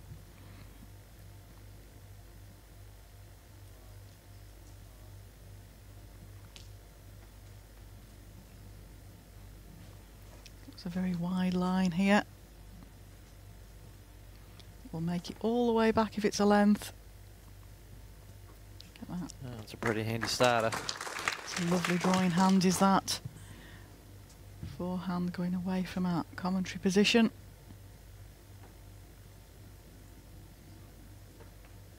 Mick didn't like that. No, I did not.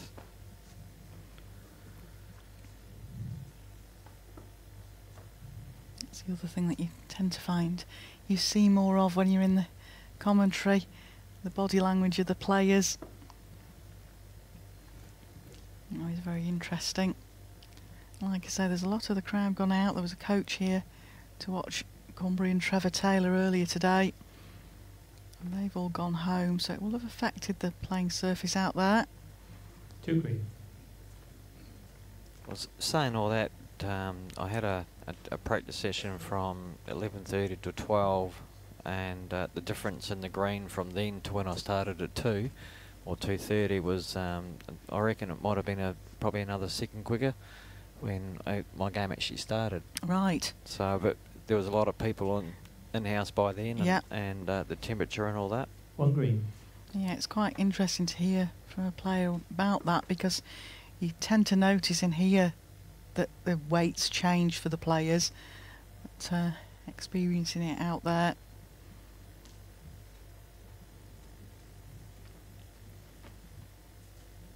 Looks like a pretty good line if he's got the weight.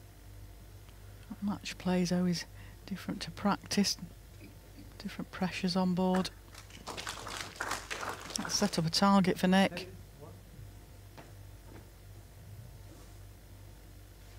I think it's still on E1. It's the measure, but I think it's still on E1.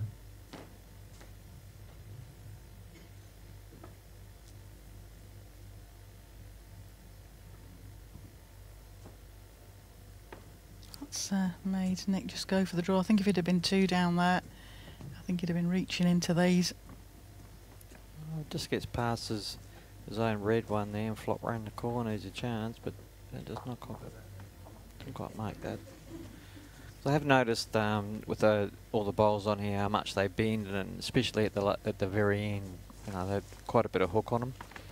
And most of the top 16 tend to opt for a swinging bowl. It was another thing I had to get used to coming from back home, playing with something quite a bit tighter. That had to remember, got to go wider.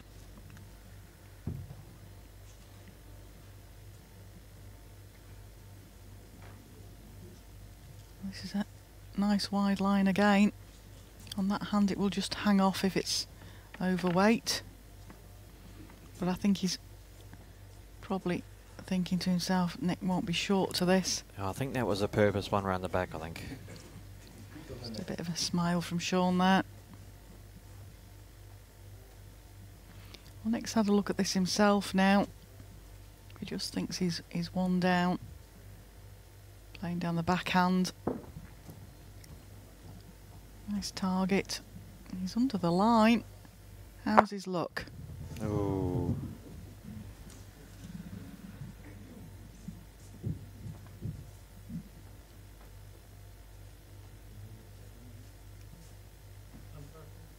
Umpire being called again. It's hard to tell, like, you look at it from our angle, it could almost be 2 green, but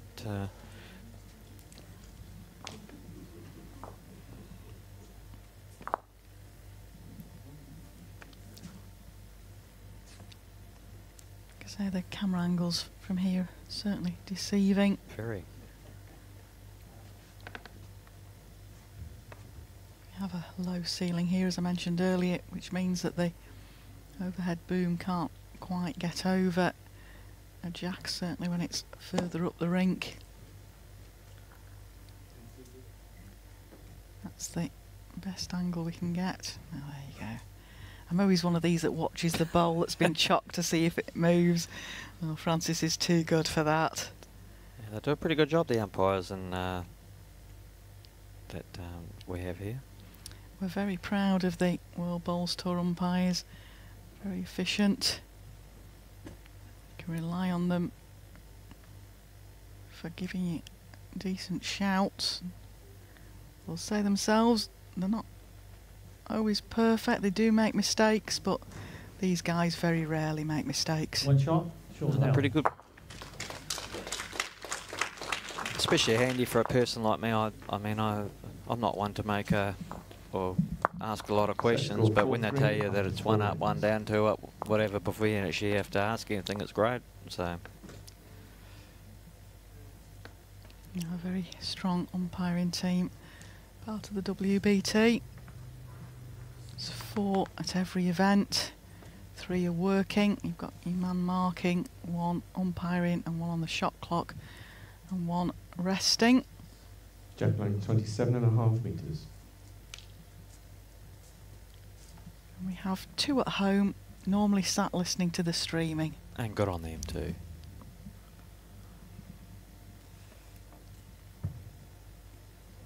Dan McManus and Dan Blewett not here this week. They've done their stints at Scotland and the World Championships. Good start here from Sean.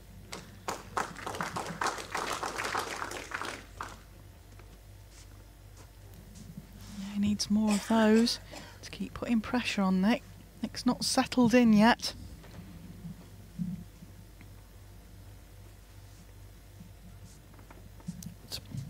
Been a while since Sean was on the tour. 2014, played in the World Singles.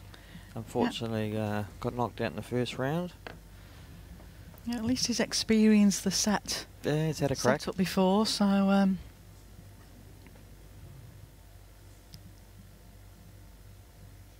looks just under pace here.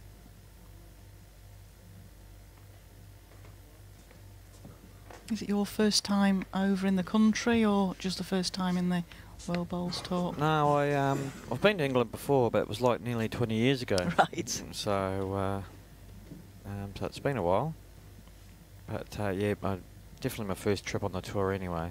So. 1 red. Good ball off Nick there, just virtually turn round at right angles. But I've been told I've got to try and make this a yearly event from Robert Paxton, who I'm really good friends with, and his wife Louise. So they've told me that I've got to turn this into a yearly event. So I've got to try and get on the tour every year from now on. Okay, well that's a good enough excuse to try harder. Yeah, so no pressure. So Rob, if you're listening to this, I'm sure you are on my phone back in the bar. It's probably your bye.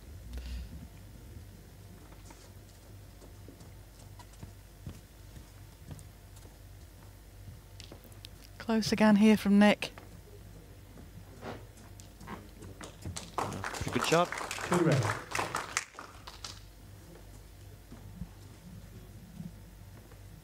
Yeah, Rob Paxton safely through the first round here to face Kurt Brown, the other Australian qualifier who beat Mervyn King in the first round. I think that's the last game on tomorrow night, folks. Which hopefully I might be in the commentary box for that one tomorrow too. Wonderful stuff. I'll be with my fellow commentator, David Corkill. He takes over tomorrow evening to give me a chance to pack my suitcase to make my way to Belfast for the Home International Series. So I'm sure you'll enjoy that. That'll be good.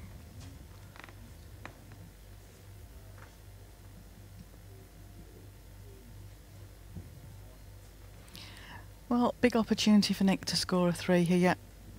I can turn that green one over a couple of times. It's 4, so He's in the area, very close here.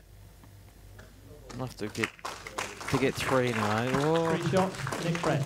Just sat onto the jack. Yeah, if that had fallen over. Set score 7-3 after 5 ends. It's a nice 4-shot buffer for the world number 1. 4 ends to play, 4 up.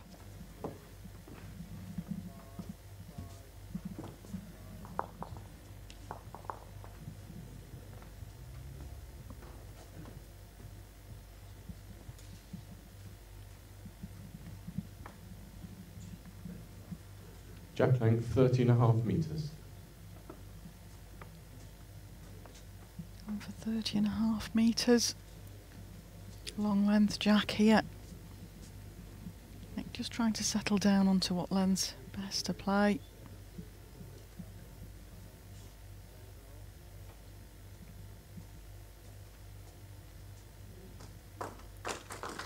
Don't forget, if you can't stay with us or you want any of the previous results, if you go to worldbowlstour.tv, you'll get all the results and news and reports on there. Get your cards up to date. We've had a few seeds disappear out of these first rounds. We start the first of the second rounds tomorrow morning.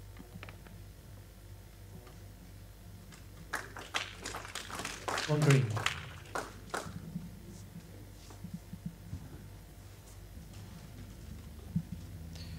Be some pretty good games coming up in round 2 too, I'm assuming.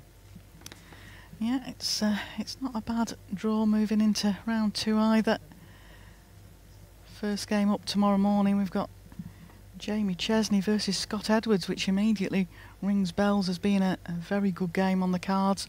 Scott Edwards took out the world champion Paul Foster.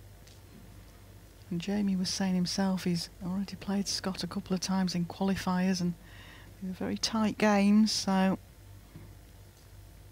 that could be interesting. Following game on tomorrow morning is Darren Burnett versus Mark Royal.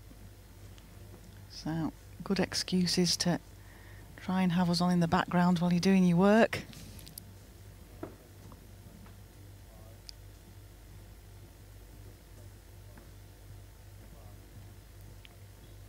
Do pop onto the website to get the full results, and hopefully you'll have time to be with me tomorrow morning. I'm still with you tomorrow morning and tomorrow afternoon before packing my suitcase for Belfast.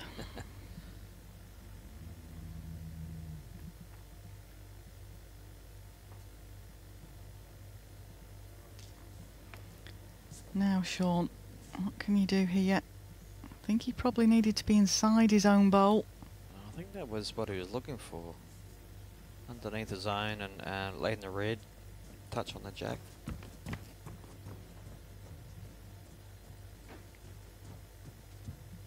I've only got one more day here tomorrow, and then heading off back to Heathrow on Thursday. Right. And fly back home Friday. And arrive back home Saturday. Oh dear. That's I've been out to Australia. I went out to the Commonwealth Games when it was held in Melbourne. Thoroughly enjoyed the trip. It was a little bit too short. We were only out there for a week.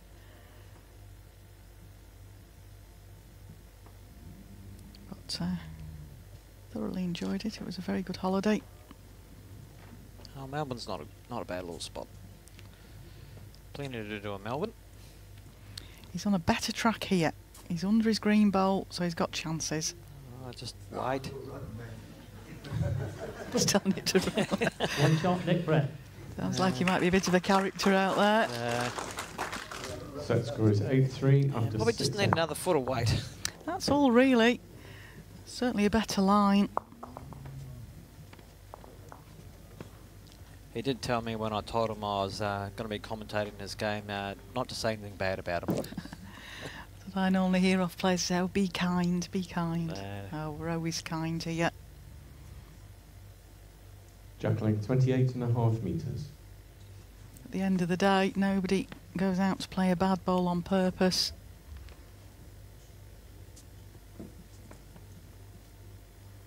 Every player that's out there is always trying 100%.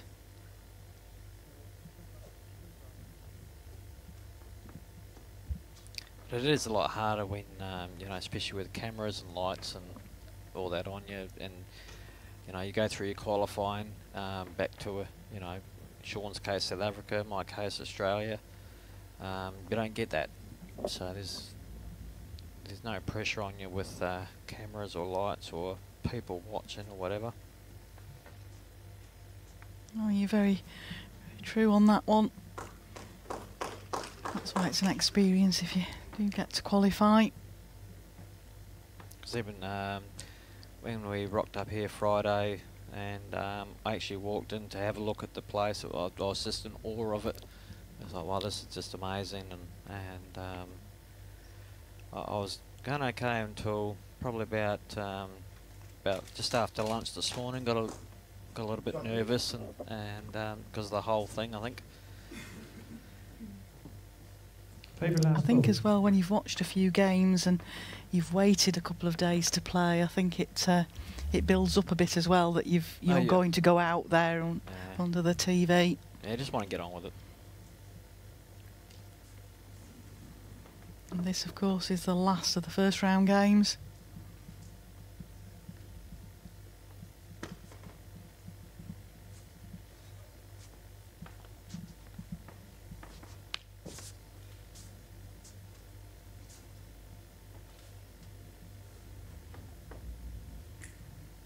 Clicking his fingers normally means player thinks they're quick.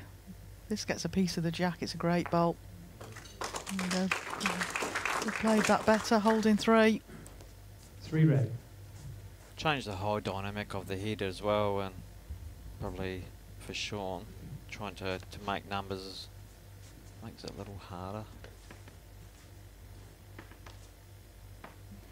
Just noticed on the front row of the seating there, lady in a brown top is our sponsor, Leslie Van Dyke from Co-op Funeral Care. They do a fantastic job for sponsoring the sport of bowls and supporting the World Bowls Tour.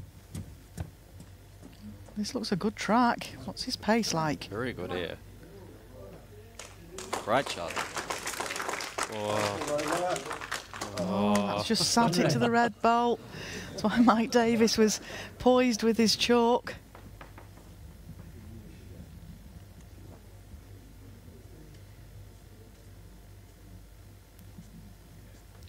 Not a lot on for Nick here. I think just covering deep. Yeah, get her in the bag.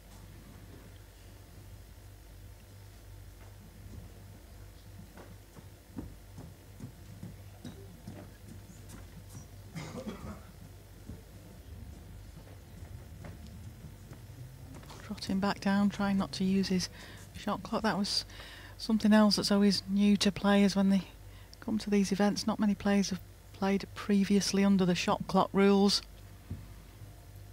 I must say, all the times that I had rolling up and practicing, my wife Mel had the stopwatch out to make sure I wasn't going to get under the 30 seconds. 1 shot, Nick Brett. Set score 9-3 after 7 ends. 9-3 is quite a good lead. Here is Sean's bowl. Very unlucky here.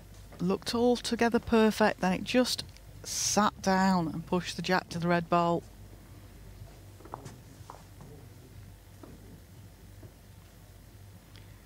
Well, 6 behind, 2 ends to play.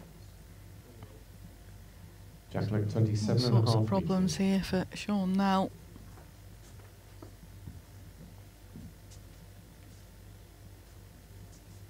I think worst thing for Nick here he'd be probably quite happy to drop a 1 maybe. Yeah, looks like a good opener as well. Anything just behind is very good.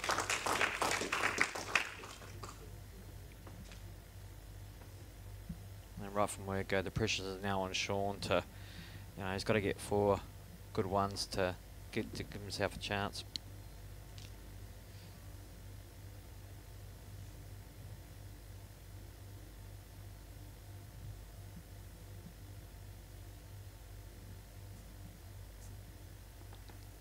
Just needs to swing. 1 red.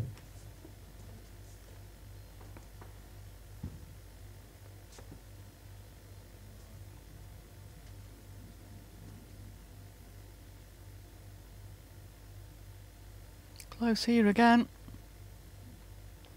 All on pace. Definitely settled into this game now, Nick. Yeah, it's into a groove. Identifying that with the top players. If you're going to try and beat them, you need to get them early on before they settle in. That's what happened in the last game. Stuart Anderson and Anthony Yip.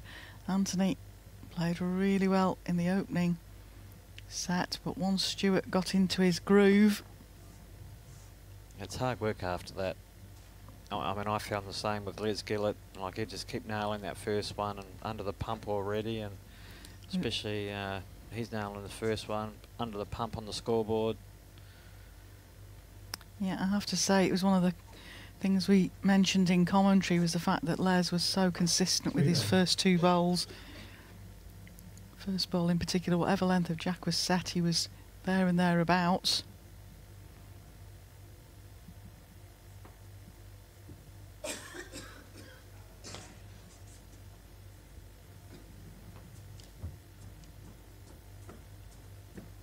I think this is on the wide side again.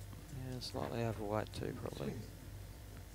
I didn't want to be short, but that gives him all sorts of problems to try and score a 3.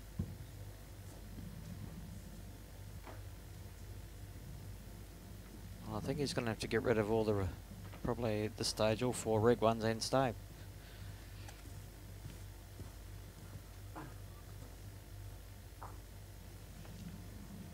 Three red ones anyway. Yeah, just covered there to make sure that if the jack did come back, he can't get 3 shots there.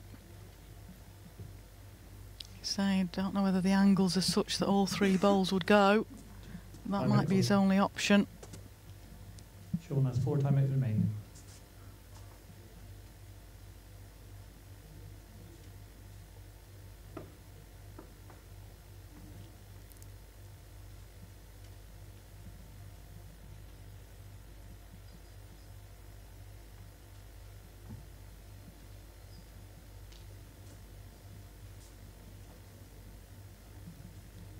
This is under the line.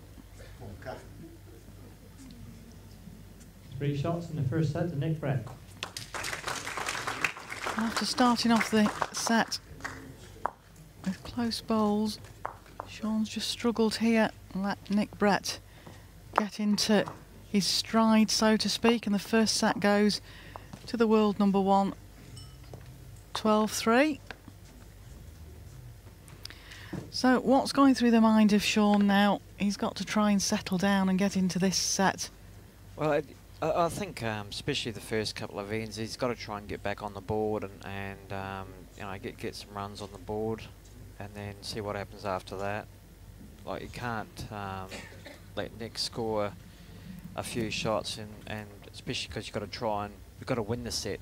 Like, a draw's no good now, and so the pressure really is on. Meters.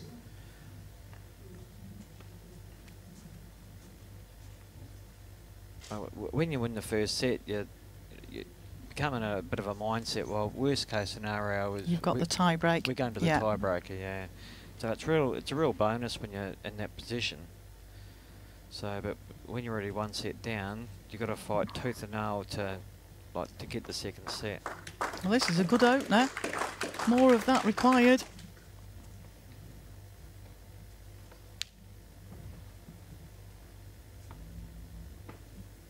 Look at that bowl. I think he's playing with Ensolite Tiger Pros. And that's one of the options that Nick sometimes plays with. That's very good here. Oh, Agree. didn't quite make it.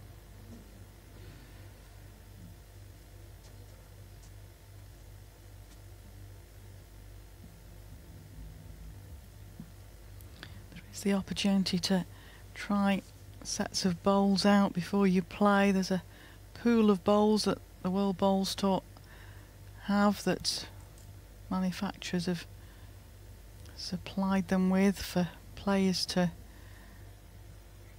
try out. It's the trouble when you're flying from overseas, you haven't got the facility to bring millions of sets of bowls with you. Well, I think also the fact that you know, it's all red and green as well, and unless you're willing to get 2 sets made, one red, one green.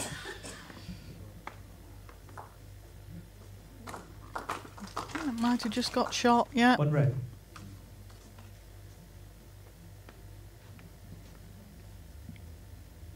Sean sticking with his backhand.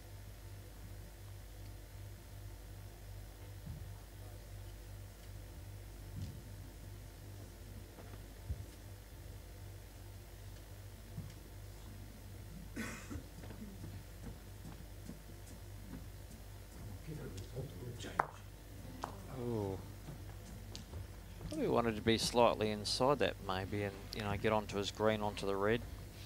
Yep. Or that sort of bowl off the other hand, promoting his own red bowl into the head would have done the job as well. Nick's making sure he's behind with this. See there, Sean's already got a bowl just behind.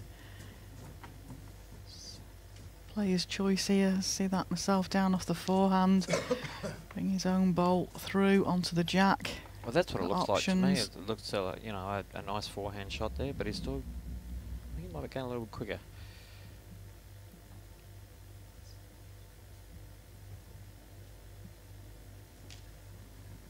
Well, chosen to play it off the forehand, but just played it wide.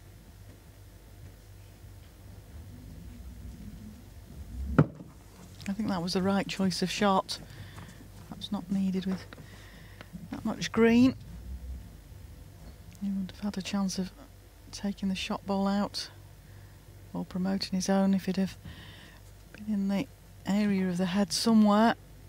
But it's always easier said than done. Easier to play them from here, Dave. Oh, absolutely. I've never lost a game from the bank. I tell you what, he's close to drawing a second here.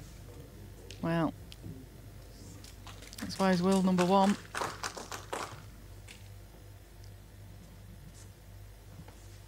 Looks like 2 from here. 1. Sean's saying 1. I think the shot went out. Did no one out? That one's been declared.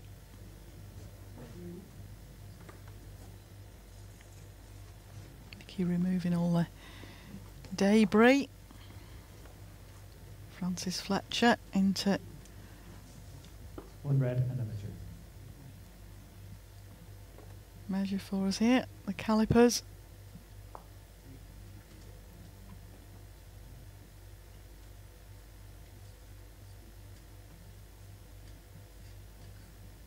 Must be a lot closer than it looks on our screen here. Yes, the shots here are very deceiving. We'll see how close it is now. Can't quite see from Francis's head. He should be more TV conscious. One shot, Nick Brett. And just made the 1. Well, happy with 1 at the first end, Nick. Here we see that bolt. Gets shot, just wriggles in off the green bolt. It's always confidence booster as well, as then you've got the first set under your belt. Get off to a tidy start the second set. And Yeah, it means that Sean's going to have to start chasing if he loses the next couple of ends. And that's the position you don't want to be in at the moment. He's okay, he's only dropped 1 shot. Plenty of ends left at the moment.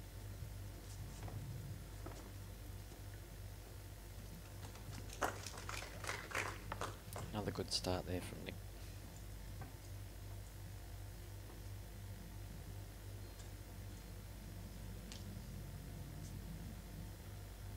I'd like to see that shot clock get down to 0 just to see what happens.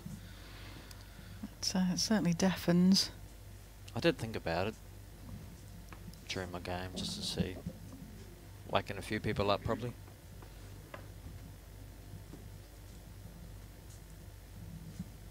It has gone off, and we seem to be getting away without the static. We've experienced static in the past here at this venue, with it being a low ceiling. That sometimes sets it off of its own accord, but the club put some money into getting a anti-static hoovering machine for the carpet, and it seems, touch wood, to be making a difference. It's working. Be commentators cursing a bit, will that come back to bite me?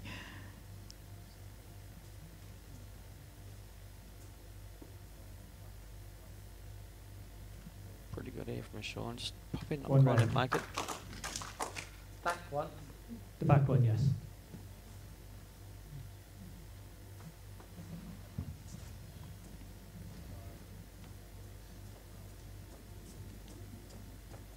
And Nick down a very good line here.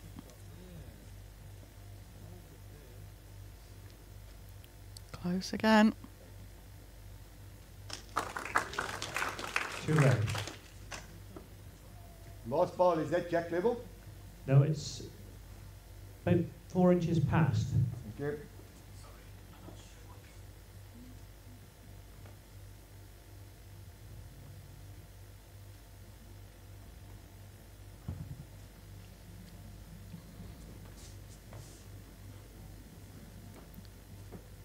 Well, he's on a good track for it. If his pace is decent. He's got a good wide. Any connection on that? Oh, he's been unlucky. Little stiff the there. ball in. It's unbelievable, really. Seen it time and time again over the last couple of days, Dave, that sometimes when your luck's just not going towards you, things like that happen. Just about the perfect shot, but it's just slightly off cue. And I mean, you're only really talking a quarter of a bowl difference from being absolutely perfect.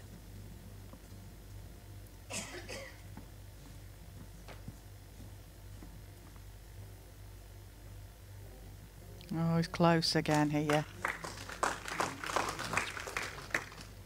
Toucher as well. 2 red.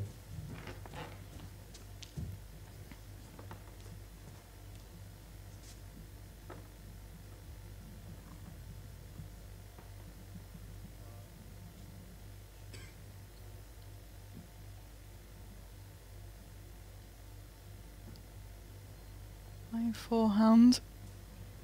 the way he was shaping up, I thought he was Yeah. going to play a bit of weight with that. But I thought the same, that's why I didn't say anything, Dave, to be honest. I'm glad you thought the same as me, because we both went quiet, and I was thinking that he was going to play some sort of runner into that head. yeah, I really do. I thought he was going to definitely play some weight down the 2 shots, forehand. Nick Brett. Set score 3-0 after 2 ends. I think he'd have been better trying to open something up there. Couldn't have gone a lot worse for him, to be fair. Nick, quick out with the jack again. Doesn't mess about, doesn't Nick Brett? Of course, he would meet Greg Harlow in the quarter-finals here. If they both get that far, and that Jack could be Lane's 29 a and a half deciding inches. game for who finishes world #1 at the end of this season. There's certain players might stand in the way, though. If Nick was to win this game, he'd face Stuart Anderson. And Stuart Anderson is currently Nick Brett's bogeyman. Nick can't seem to scrape over the victory against Stuart Anderson. Back home we call them bunnies. Bunnies. Yeah. Everybody has a bunny. Well, over here, bunnies and rabbits are normally considered weak players, so exactly the opposite there. That's interesting.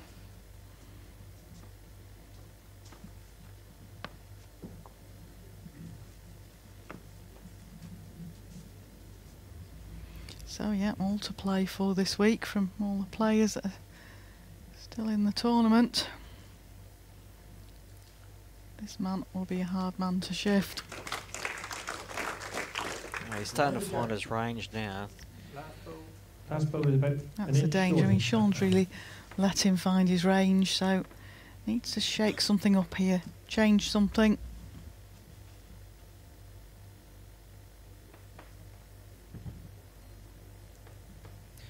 Maybe just get a hold of that mat, change the length. I think this is underline. I would have been reaching into that, I think. Just open the arm up a little bit. Oh, got to give yourself a chance, and unfortunately for Sean.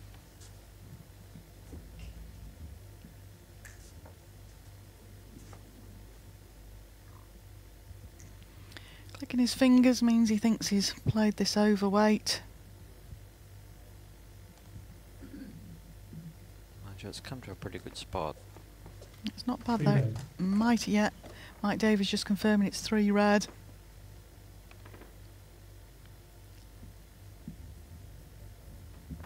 You see, that's sort of putting the pressure back on Sean again now. I think he might have been better opening that up with his second bowl. He's certainly watching this. I managed to get, might have even got 2 away there. Might just be the 1 down now.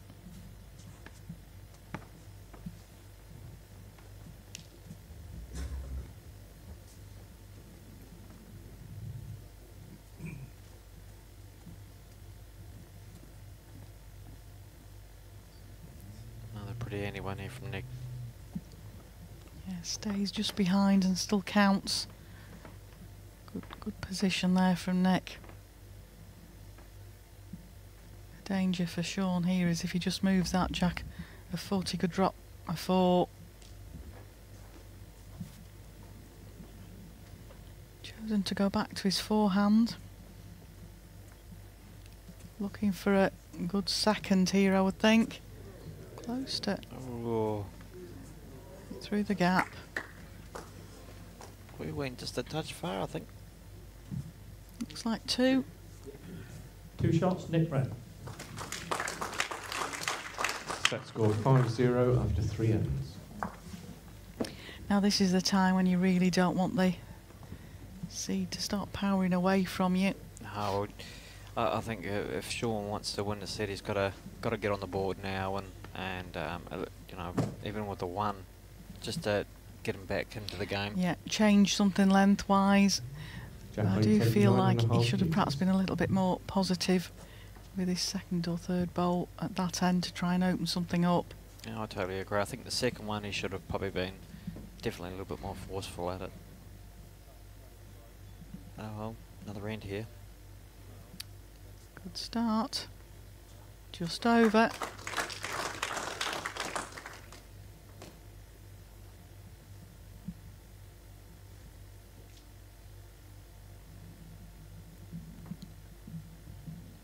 Bit of a grimace off Nick Brett there, but it's not a bad bowl, Nick. A lot of us would be quite happy with that bowl. Yeah, I would have been pretty happy with that. Mind you, I think Les would have had 4 inside that one. Yes, he did play remarkably well. He's having a good season, is Les. Semi-finals of the world indoor singles. He'll be looking to capitalise on that experience and go further in this tournament. Another good one Nick's here. good here.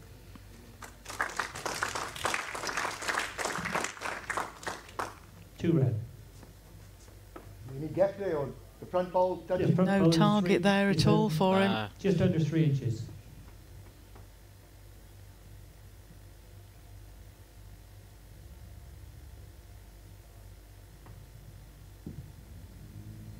He's only really got the draw here. Yeah. Draws to the back bowl of Nixon, rests off it. He's got a chance. Well, all on his pace.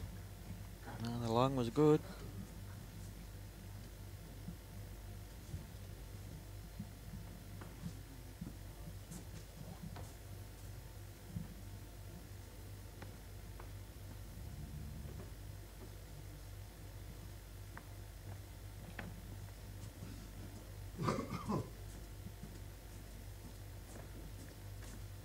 Three red. 3 red. Well, this is definitely warnings for Sean Nell. He's got a chance now of resting off those bowls. Well, you flop off them for shot, but he's got to give himself a chance to be there as well. Drops a 3 here though, all sorts of problems happening.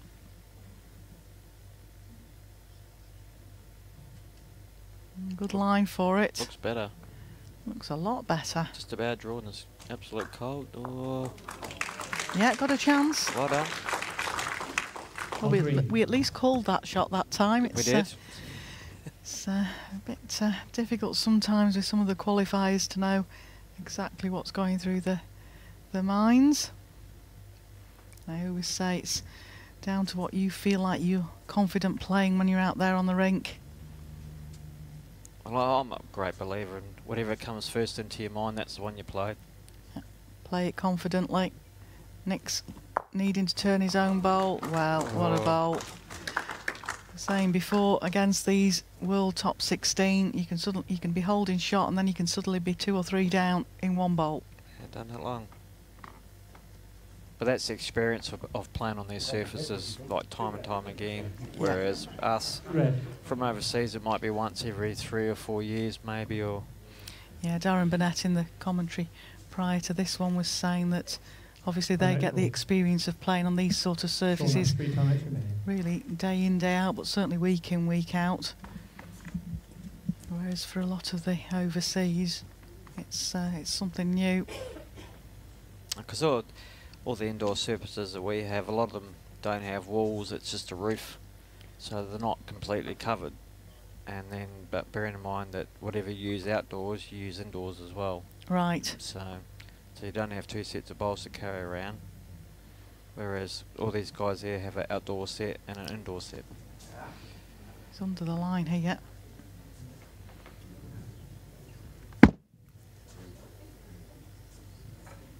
Yeah, it's quite interesting for the viewers in particular to hear about that, because I've seen numerous pictures of the indoor surfaces in Australia, and like you say, they're really just a carpet with a canopy over the top rather than enclosed.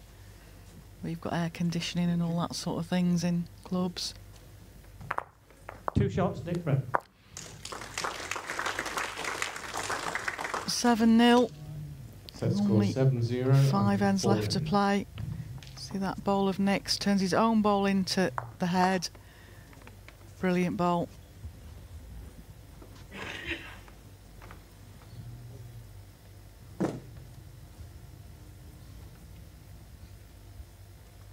Makes it a bit tougher now for Sean. He's sort of fighting uphill battle now. Jack length 29.5 metres.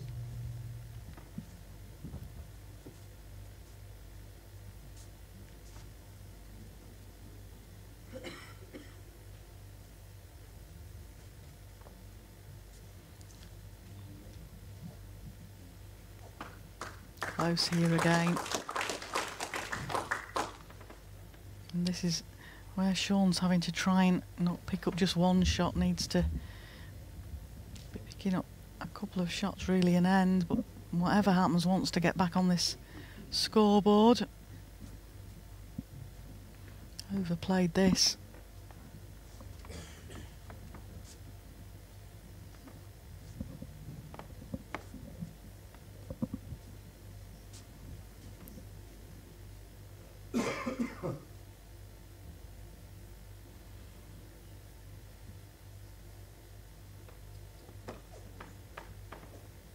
Nick just needs to just plod away really here. He doesn't have to try anything fancy. No, he's just got to, drop a 1 or whatever. That's all he needs to do. Cover the back, no multiples. Defending a 7-0 lead. When you're the world number 1, you're quite happy with that. It's a bit different playing 9 ends when you play all your qualifying games over 7 ends, which is really quite cutthroat. Yeah, I quite agree with you. I do prefer the 9 ends, but I realise for timekeeping in qualifiers it would be hard to play 9 ends. I think 9 ends give you that little bit more scope to get back into a game. Yeah. Drop a 4 at the first end of a 7 end set and you put yourself in heaps of trouble. I know, because I've done it. I've been there. Tick that one. Done that. Been there, done that. We play all our, back in Perth, we play our qualifying games over 4 days, or 2 nights, a Wednesday night, Friday night, and then we go all day Saturday, all day Sunday. So it's just a hectic time. You know, thousands of games are getting played, and you get to the end of Sunday or late Sunday night, and you found all these winners. It's just chaos. Yeah, there's certainly gruelling days. On mine, I went on the rink at 8:30 in the morning and came off at 9:45 at night on the final day, and it's like you say, it's only then that you realise what you've actually achieved. You just keep going at that point. Now, he's got a huge adjustment on weight here to make. Still looks quick.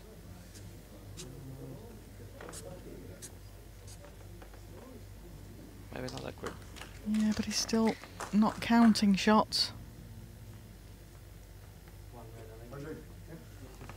Yeah, Nick's more than happy to take one shot, 8-0. I think last year when we had our Wednesday night session, it started at 5 o'clock, I think, and I think we finished at 1 o'clock. I sent a message to my boss in the morning, I won't be at work today.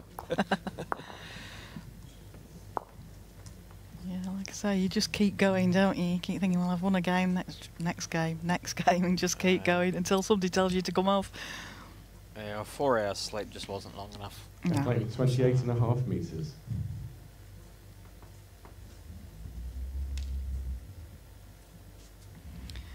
But Nick Brett 8-0 up, second set. Won the first set 12-3. Oh, that's a loose opener from Nick. Compared to what's been happening? I've just relaxed a little bit. I think the pedal's kind of come off now. It's like I'll just do what I have to do to get through the game. And good lead, 8-0. A few ends to go.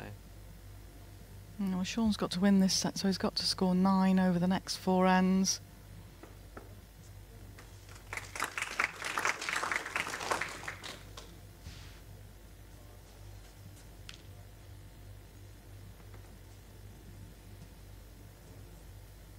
Looks a better pace here.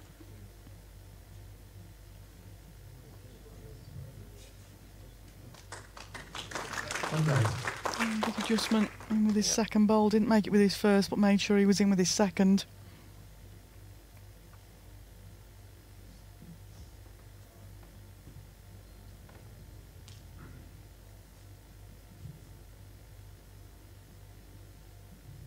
This is a very wide line. Needs to be perfect weight for it to come all the way back for him.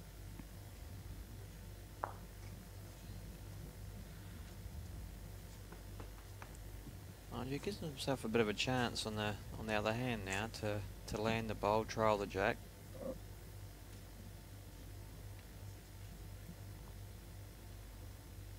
Nick's seen that possibility, so he's quickly covered that up.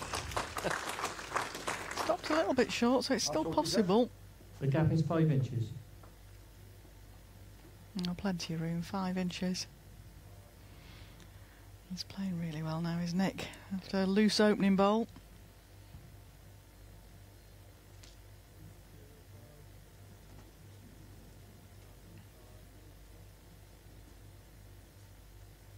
He's down an interesting track, all on his pace. It just rested out. Good effort.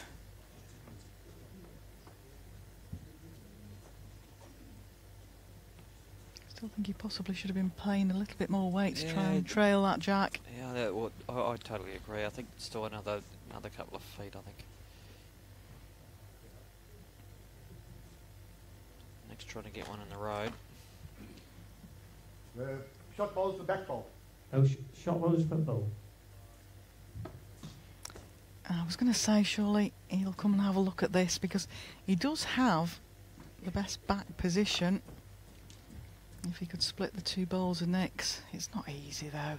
No, it's a hard shot to play. But he needs to be counting more than one shot, so... Sean has 2 timeouts remaining. I think he's got to give himself a bit of a chance on the backhand to try and get rid of those 2 short ones, and You never know what could happen. The other one could flop out, or the jack could go back.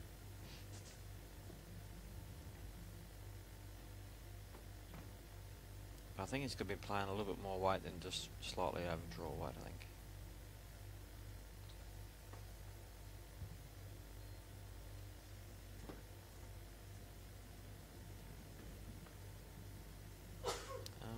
Sean disagrees with that. He's just playing the draw.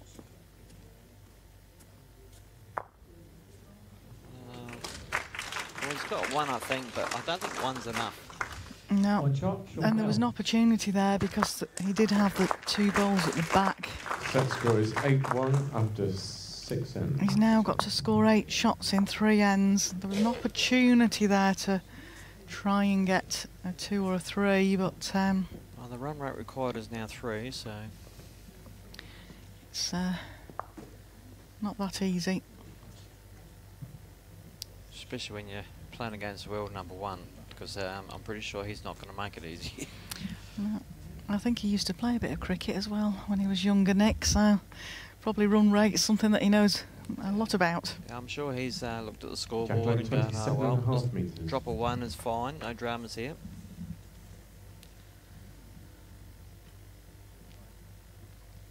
Well, Sean's got to score at this end, because if Nick Brett scores at this end, the party's over.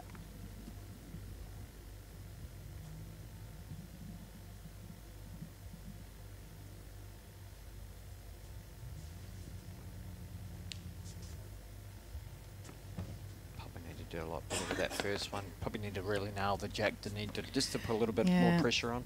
It's one of those where he'd be frightened to be short. Nick's not messing about.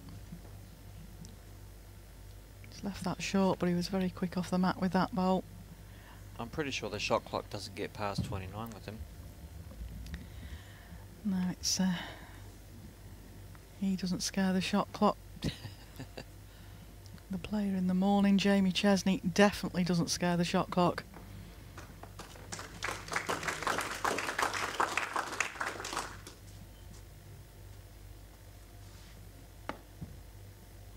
Often a few of the cameramen struggle with the speed of some of the players.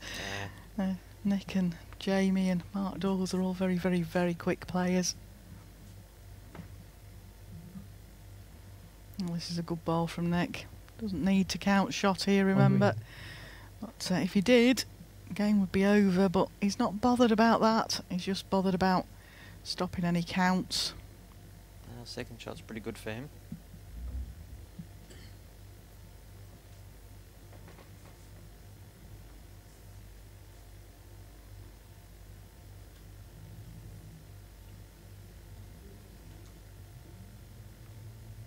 Two green.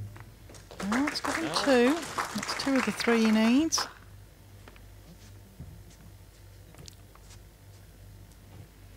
But it does give Nick something to rest on.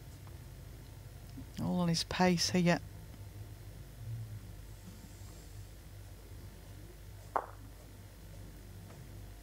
Just underweighted that was all. Only that pound of weight required.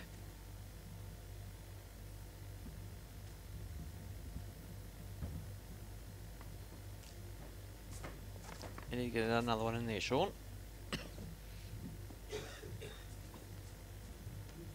One or two, Mike? Two there.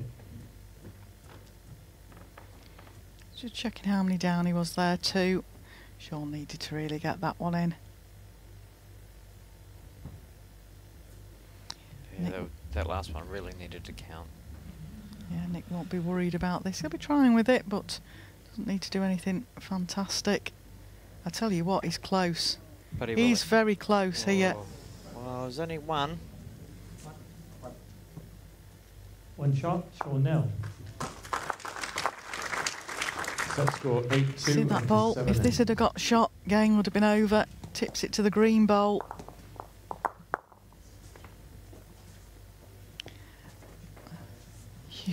Still a huge ask, is this? World #1. I think that puts the run rate out to 4 and over now, so he's got to hit the boundary. Very definitely. I'm sure he'll be searching for another couple of bowls from somewhere to try and put it over the fence for 6. I wonder if that's what you get if it goes over the side boundaries. I've seen players put jacks into the back boardings, display boardings on the back of the rink.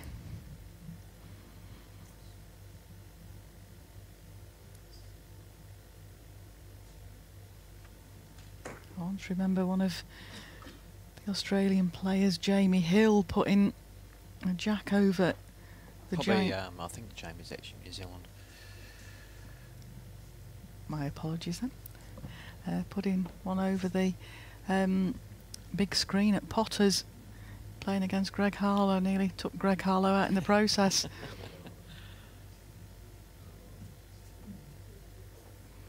I'm getting me Smiths and me Hills mixed up. It's Jamie Smith, isn't it? From Australia. You know, Jamie Hill, Auckland boy.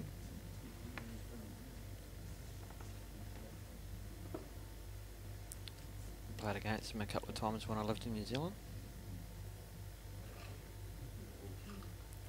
Short bowl isn't going to help to score a 4.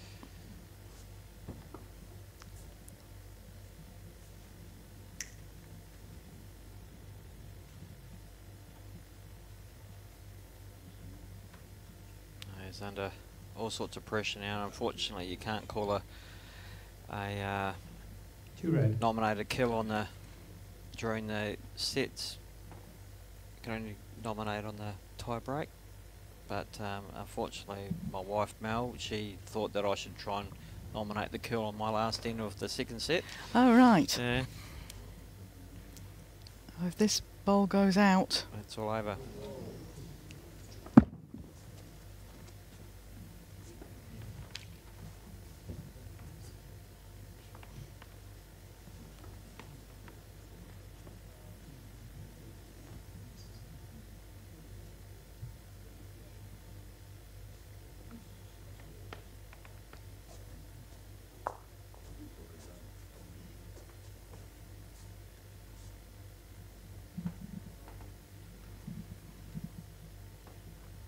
going again by the looks of it.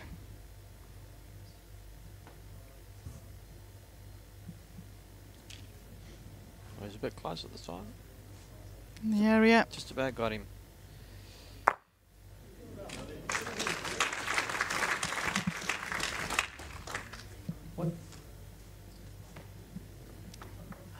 I think Mike was saying he could drop the one, and Nick wanted the practice bowl. One shot to Sean Neal. Back to Nick Brett. Well, that was a little bit one-sided game in the end there, Dave. Yep. But, I think after Sean started in the very first end of the first set, it looked like, you know, he's come to the party, but unfortunately he struck a Nick in some pretty good form. Yeah, exactly. I think he gave him quite a bit of room to settle in, Nick, which when you're the world #1 you can do quite easily. So Nick Brett will make his way into the second round here, where he'll face, like I say, Stuart Anderson, who's had the better of Nick in the previous meetings. There's your friend Rob Paxton, looks like he's just going on for a practice. Great shot there of the trophy that these players are playing for. Thanks so much for your company, Dave. I do wish you the best of luck and enjoy tomorrow night as well. Thank you for joining me. No, it's a pleasure to make it to the small room. I've heard a bit about it from Kurt. He's spoken a fair bit about the small room. So, no, it's been a pleasure to have me in here. And thank you. And it's a different insight to the game itself. Yeah, you see the different angle. And thanks so much for joining us. And that's brilliant. Yeah, that's lovely. We're looking at Jamie Chesney plays Scott Edwards in the morning, followed by Mark Royal and Darren Burnett. And then tomorrow afternoon we have David Gawley and Michael Stepney and Mark Dawes and Alex Marshall. Some great games, great lineups. Then tomorrow evening we've got Andy Thompson and Steve Halmai, followed by Kurt Brown and Rob Paxton. And then I think we move forward onto Thursday morning, where we've got Greg Harlow versus Les Gillett, and that mentioned game, Stuart Anderson versus Nick Brett. Join us tomorrow morning, 9:30, for Jamie Chesney versus Scott Edwards. Thanks for your company. Have a nice evening, folks. Join me again, 9:30 in the morning.